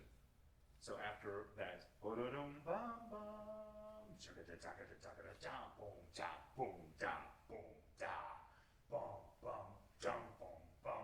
which right now on the piano, that's like the timpani going, boom, boom, boom, boom. So I did my best to kind of transcribe it from there. And then that last statement of this. So this is going from D to F to D. That's a minor third, but it's conveying so clearly, like this is in a minor key. where at the very beginning I was like, hey, this might be in a major key. Nope, it's in a minor key. At the very end, that was based on this is a minor key. So you maybe started out like, where are we? What's being conveyed here? But then we just came from a section very hopeful and open, and then closed. Just big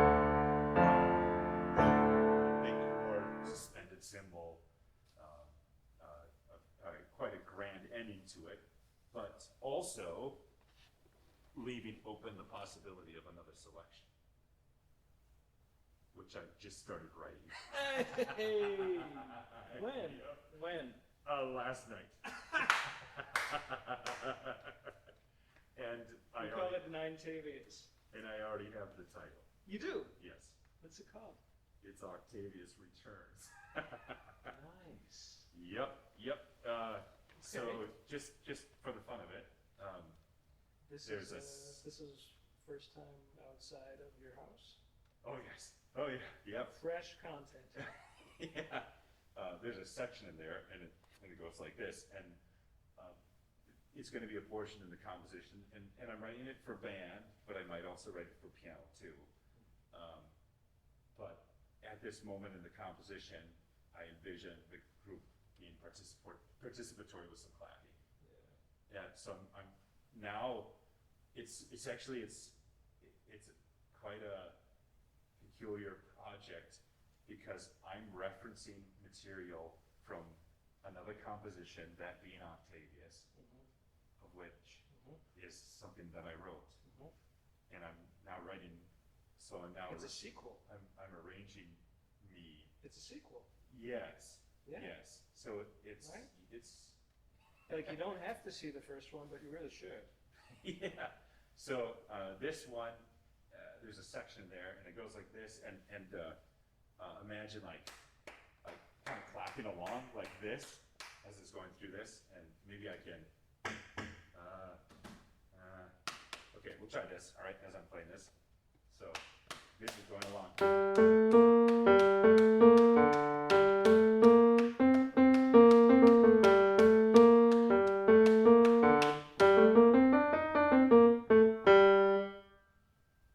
We're in a different realm now.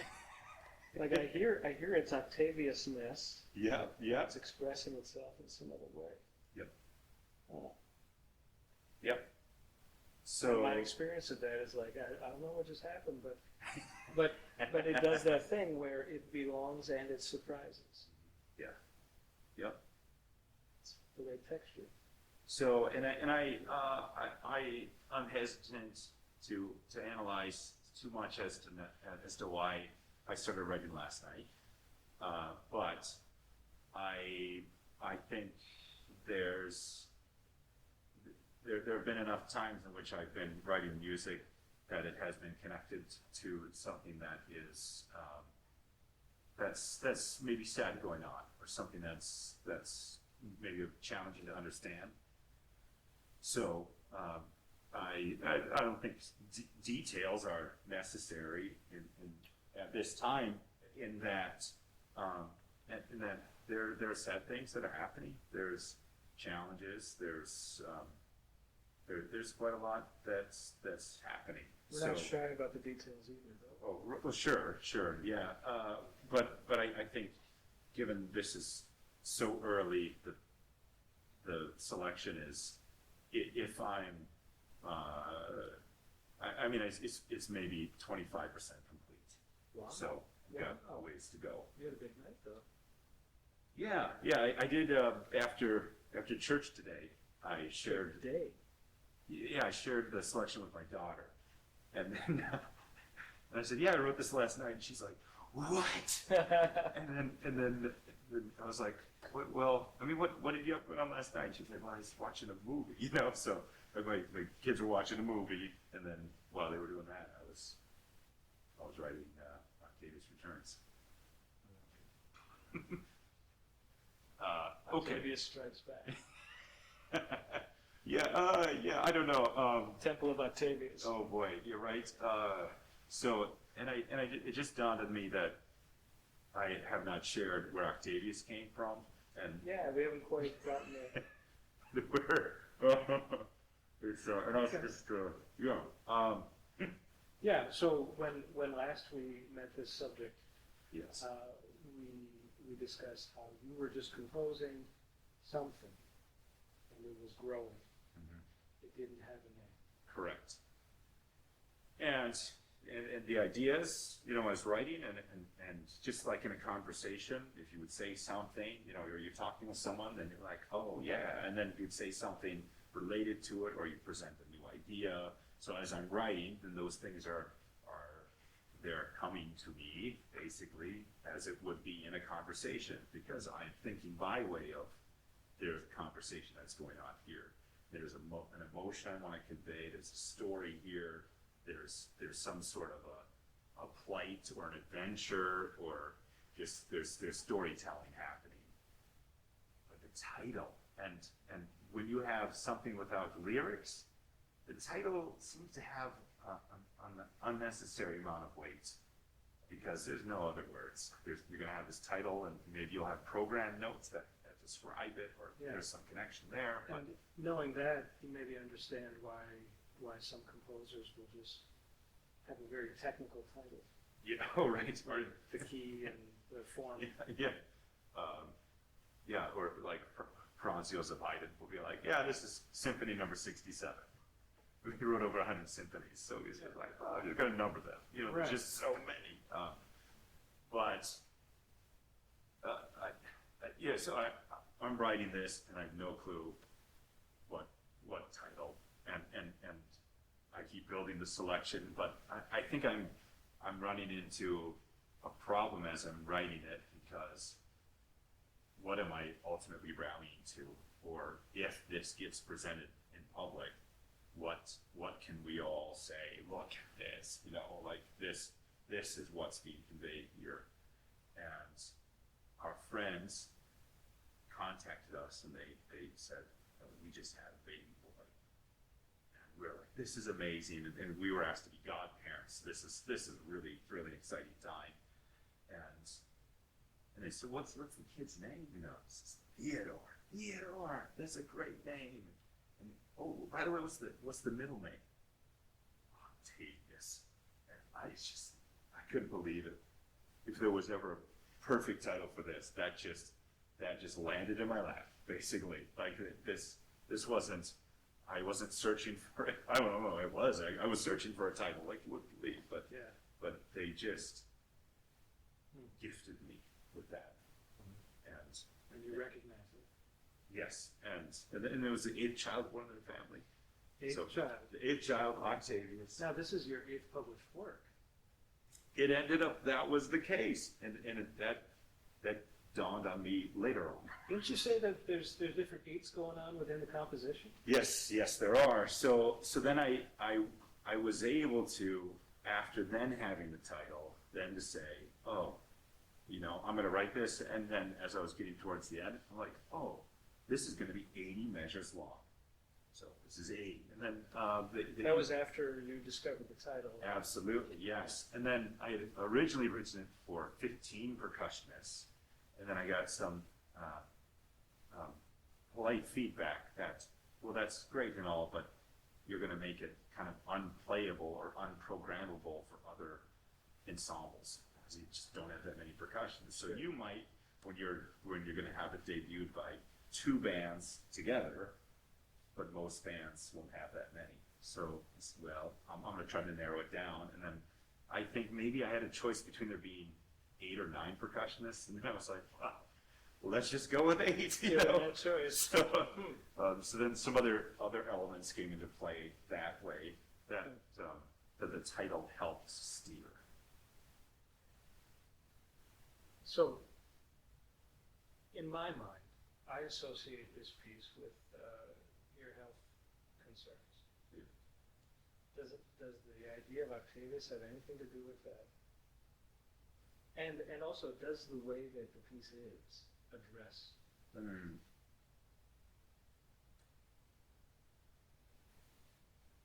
Yes. I want to be careful that that there is interpretation with it, and there's ownership on the part of the musicians that it can mean something different, that it doesn't have to have the meaning that I have when I see it, or when I hear it. I would call that a postmodern statement. It's a little relativistic. I mean, that's what we would say about a painter who says that about their painting. Okay. That the viewer should bring meaning to it. That I'm not the dictator of the meaning. Fair. I just sprung that out. That's fair. No, that's fair. Yeah. Okay. So it's almost like when I learned the 12-bar blues, I didn't know exactly what it was that I was learning and what that could actually mean to me and what pathways of expression I could lend to and future composing that I would do. So, with you having said that about does this connect with what I've experienced in this last year, I have to say yes, and not begrudgingly, yes. When I wrote it, that wasn't necessarily obvious to me on the front of my mind. You're not going in with that intention. Right.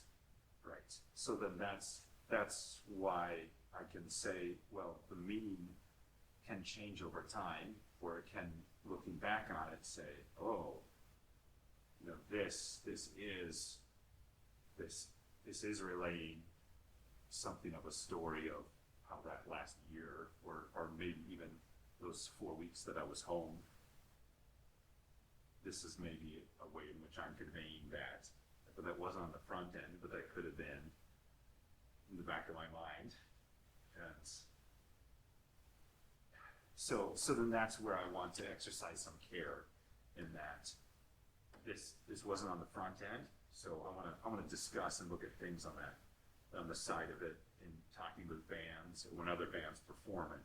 That I like that it's you know that how the title came to be, for example, and that.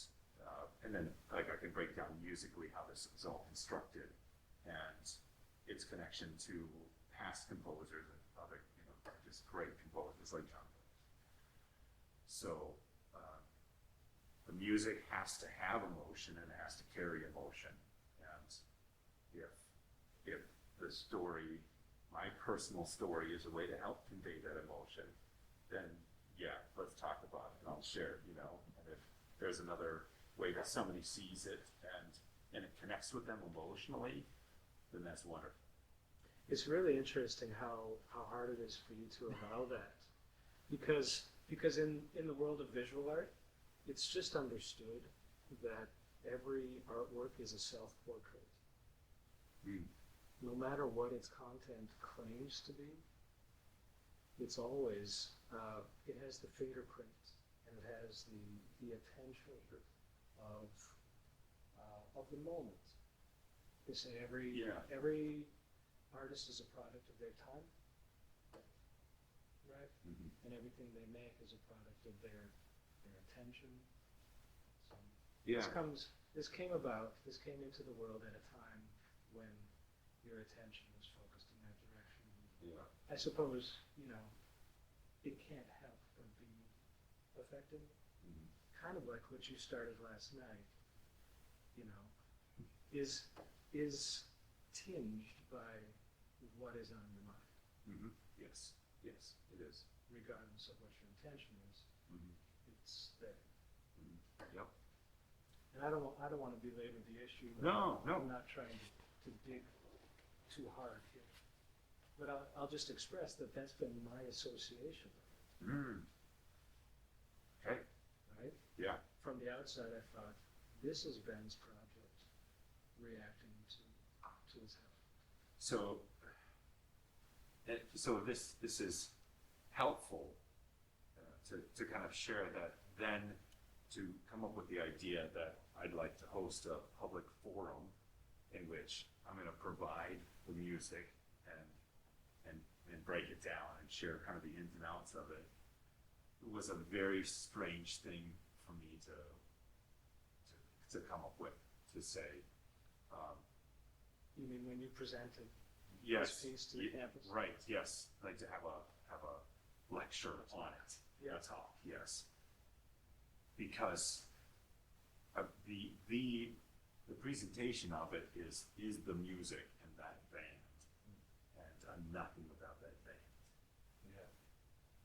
So to then have presenting this without a band was so strange to me. But something happened that made me feel a lot better about it, and it was just a passing suggestion that you had. And this was before Labor Day, because you said, well, hey Ben, you do want to do a podcast on Octavius. Yeah, I said, okay, yeah, that sounds like a lot of fun. We can play it. And my reaction was, I can't play this. It takes a whole band to play this. I think that was a silent reaction. I didn't hear you say that. Okay, all right. Well, that's what happened in my head then. Yeah. But then the light bulb went on. It was like, wait, I could take that full score, that full band, and I could transcribe it. I could condense it to that one person. So I did that over Labor Day weekend, and I would never have thought to have done that. Not only had you said, and you asked about that, not knowing that it had really nothing to do with the piano, and it was just the band. So that's quite a fantastic. Like, what are the odds?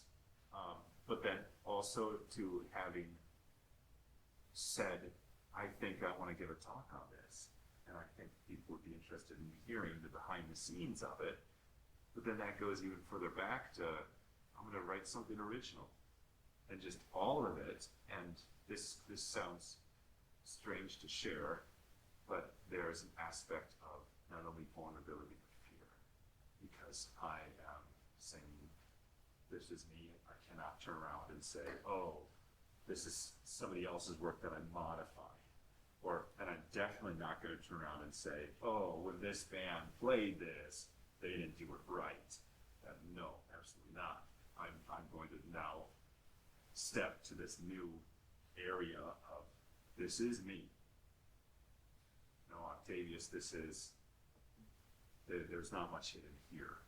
And then to do a talk or a lecture on it, there's very little that I'm not sharing, but then I'm finding now we're in a podcast here, and there's even more that I'm sharing. There's a lot to it. Well, I understand firsthand that creativity takes courage. When you're going to say something, and you're going to present it, it feels definitive, and it feels like, okay, like, everybody take aim. See what happens. For example, when I did the military element, I had all kinds of imagined conversations, of imagined sort of protesters, and I imagined people tearing it down with pickups. Mm-hmm. I imagined all kinds of people for all kinds of reasons having a problem with it, and it sort of flew under the radar, kind of slipped into existence. But you live with that kind of fear, and it could keep you from doing it. Oh. I just broached the topic of courage, and I think earlier I said you're typified as somebody who's running around going to a task. Mm-hmm. I think you're also typified by courage. Mm-hmm. There's something heroic about you. It's under, you don't proclaim it, but I detect that's important to you. Mm-hmm. So I think Octavius yeah. is heroic. We'll do it. Yeah, and you had kind of referenced the believing there to be these outside voices, and that it's more so these inside voices. That's right. All of those were imagined. Yes, and I think back to the publishing path that I've taken, and that I probably thought at times that some would say, "Oh, you've written for percussion ensemble, well, you're a percussionist, and you're only capable of writing for percussion ensemble. You couldn't possibly write for anything else." And I arranged for band. Then they say, "Oh, well, okay, but could you actually do any more arrangements, or are you just..." Yeah, but do they say this, or So- are you imagining them saying this? So it's probably just me imagining it, and if there are people that look at it that way, that they will continue to look at it that way. There will always be the next, they'll keep shifting those goalposts. So you arrange something, then it'll be, well, you can't write anything original. And you write something original, and then you can, well, but you couldn't write another thing that's original. So the thing will always go on and on, whether that's with other people or not, but that is with yourself. That is with yourself. Sure. And that's where the courage has to be. It's, I try to put that in terms of stewardship. You know, like, you could just not do it. Right? It would just, like, why have the turmoil? You could just not do it. But I appreciate so much that you confront those fears. And I appreciate so much that you have the ability to demonstrate what's happening. You know, you stacked on, just like in your composition, you know, you've like added nuance and added this call and response, and it grows in complexity. Your capabilities stack. You're able to do a great many things, and I also know that you do these things in service to your Lord. Yes. You know, Yeah, I think when it's nothing short of a miracle that at night you can close your eyes and you can somehow disconnect from everything, but your heart keeps pumping blood, you keep breathing, and then we'll emerge from that sleep, meet the next day. I think that's such a remarkable part of our life, and it happens every single night. That's it's God that sustains us and gives us that next new day. Psalm 118:24. This is the day the Lord has made. Let's rejoice and be glad in it. regardless of the contents of that day. Yes. So praise be to Him. So Octavius acknowledges that the contents may shift. Yes. And that there were hopeful words in there, in kind of the midst of battle. Yes. Mm-hmm. Yep. Is that the gospel? Yeah. Maybe? Yeah, it could be. Mm-hmm. Yeah, I mean, we are this simul justus et peccator. At the same time, someone will say, we live this as Christians. Yeah. Every day. Is Octavius simul justus et peccator?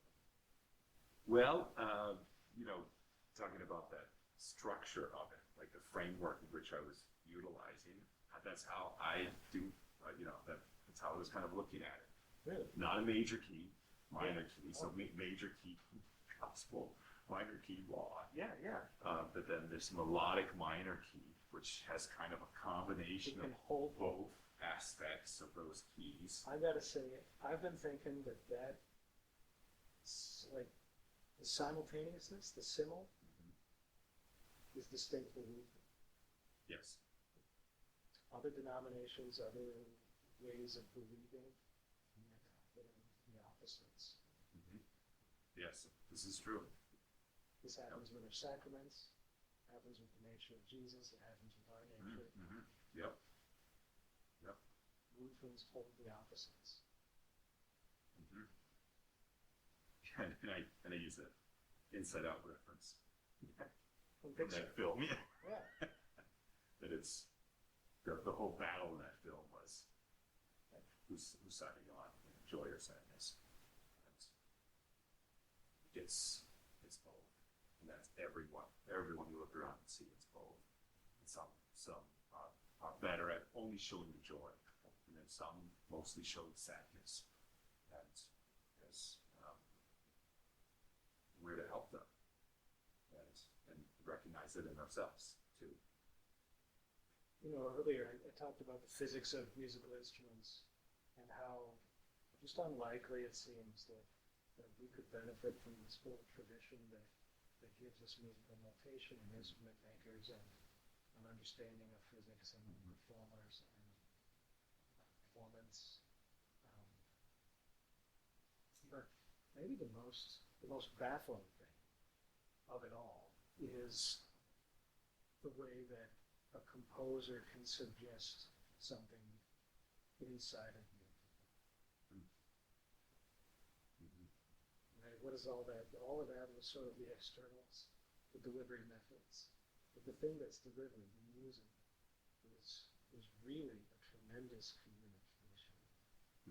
Cuts right through language, cuts right through convention and politeness. Gets right into what's it like to be. What's it like to exist? It's an incredible gift from God. Absolutely. It really is. So it's to be treated as this treasure and with so much, respect and honoring the work that's been done in it. And if you're creating, some works to be added to it, that you're doing the best that you can, and to be careful that in the effort of doing your best, that you believe that it's just inadequate, so then you just stop, or you don't even venture out altogether. Then it's I could not have written this 20 years ago. Impossible. Maybe if there was a different pathway that I took that I could have. I have a student right now that's about to debut a work for orchestra. It's just mind-boggling. That's not the spot that I was in order to do that. But what a blessing for the pathway in my life to get to a place in which then I can help somebody realize that work, or that maybe a dream, if you will, at a younger age, so then imagine what they could achieve next. Yeah. So giving them that confidence and that we can do this and keep doing it and keep writing, keep mastering the language. It's interesting that you said you couldn't have written this 20 years ago, maybe because you weren't ready in some capacity. When you mentor a young person, they're getting this boost, this rocket fuel from your experience, so they can benefit from the things that you learned as you benefit from your mentors that you mentioned earlier. It's been occurring to me lately that a college is about colleagues, and that has to do with you and me colleagues, but also our students with each other and with us. I think one of the great things that happens at a college is just influence, being together. Right? There's definitely curriculum and content that's moving into a student, but there's hidden stuff happening, influence that's happening that moves lives, shifts possibilities, makes something more possible. I think that's what it's all about. Yes, and I look at the ensembles I teach, the drum line, band, the orchestra, and I say, I'm nothing without you guys, and I mean, and I'm the last few years, I'm now taking a few more steps back. I'm looking around at all of us. workers across campus. Huh. I'm nothing without you too. And just as when I would set the composition in front of the students and say, what do you think about this? I want to make sure there's opportunities to not only set things in front or present things to others to take a look at it. So what do you think? Because I'm really curious how this is, are you receiving this, or what thoughts go to mind, what questions you have. But then I also have to do the same thing too, and find opportunities to get in front of the materials that they have and that they are, those things that they're passionate about. And that is going to help better understand the complete human. So there's a talk coming up tomorrow actually that is on a subject that I think old me, if you will, would say, I don't have time for that. And now, more and more as I take a few steps back and see the interconnectedness of it all, I'm gonna make it a priority. So I'm gonna be there. And I might bring my daughter and my son along too, because I want to help them understand these other opportunities, other ways of looking at the world. So I have to help them better understand it. But then being on this campus, and if I'm in this area of music and I step over to a different area and students see that, who I have a band in which they're part of those other majors across campus, then that's a message to them that, yeah, that study that you're engaged in, that is important. And there's an excellence there that I see you doing the excellence here in music. So I bet you're doing an excellent thing over there too. And maybe as simple as me being there helps to recognize that what you're doing is absolutely worth it. And it's not just about the thing that you do for me once a day for 50 minutes in the rehearsal. So I'm just realizing we have a loose end. yes. The other selection, Yeah, right? the selection. So this Faithful Farmer. yes. So I guess I could say a little bit about it, but I would maybe offer a recommendation, and that is to have Barrett Lincoln maybe at some point sit down with you and explain that how she went about composing that work. Just an idea, but I can speak a little bit to it, and I didn't bring it with me. Well, tell me a little bit about your part in it. Yes. You caused it. Yes. Yep. So, my mom had set a date in May to for all my siblings to get together and to reflect and talk about our father, who 10 years ago in May passed away from over a 10-year battle with cancer. So we wanted to have a moment to all come together, and then she also, my mom asked about bringing maybe different letters or items or things related to our dad. And I thought, okay, this is a 10-year anniversary of his passing, and he's in heaven. What's something that I could gift my siblings and my mom to kind of recognize this milestone? And I realized there's a fantastic local composer, Barrett Finken, and I wonder if she would be interested in writing a piano piece in memory of my dad.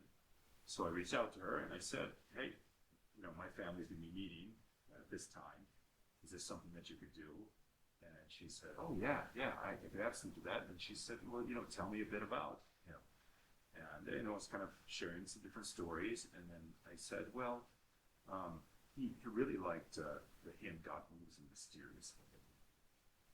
And that was something like when we hosted a kind of a benefit concert for him when he was undergoing his second round of stem cell transplant. And that was a hymn that he wanted sung there. He was there too at that event, and said, "Is there a way to kind of weave that into your composition?" Which is, "Oh, absolutely." So, so she wrote the work, and I didn't say what title for it. She came up with the title, and she said, "Oh, Faithful Farmer." I said, "That's fantastic. That's wonderful." So got it done just in time for the. I didn't realize this was fresh as well. This is fairly new. Yes, this was last May. Fair. And got it done just in time for our family to get together. And what we didn't have was a live performance of it. All we had was the software she was using to export a MP3 file. So very mechanical. And but it was enough to know kind of the idea with it, and like I said, Mom really appreciated it.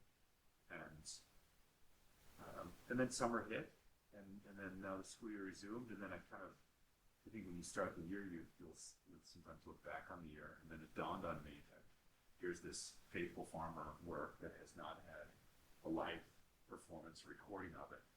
So, and then here when I wrote Octavius, or took it from a band score down to a piano score, and then asked Jack Debray if he would record it.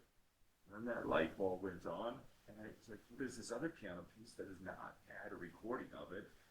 Shall we also record that one?" I said, "Oh, absolutely." So both got recorded, and then I realized, well, the Faithful Farmer hasn't had a performance, a public performance. So what do you think, Jack? Would this be an opener to our orchestra concert coming up in October? He said, "Absolutely." So cool. This last week, we got now a recording of it, and we're on the schedule now with permission from the composer. So I talked to her; she's good for that.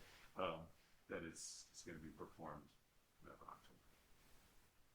You know, this all adds up to momentum. I detect momentum. A lot of things are happening for me. So, thank you for serving me, Richard.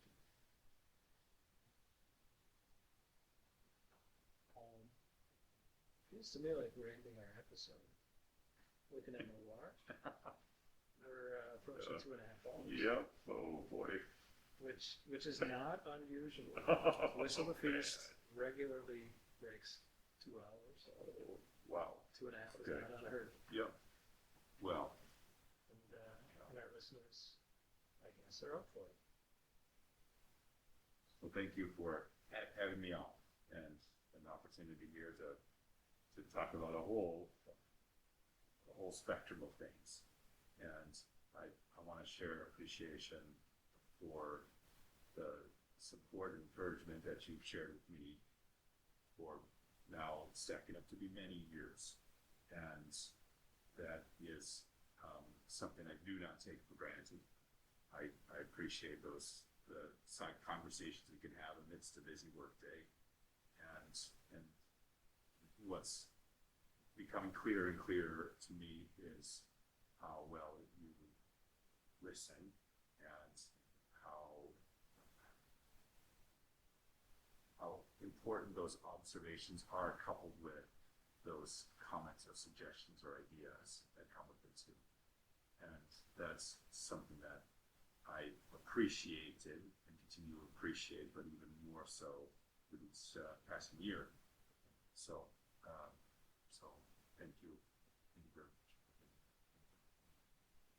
Ladies and gentlemen, 2 colleagues. That's Whistle the Feast. And that concludes this episode of Whistle the Feast. We hope you enjoyed being a part of the conversation as much as we did.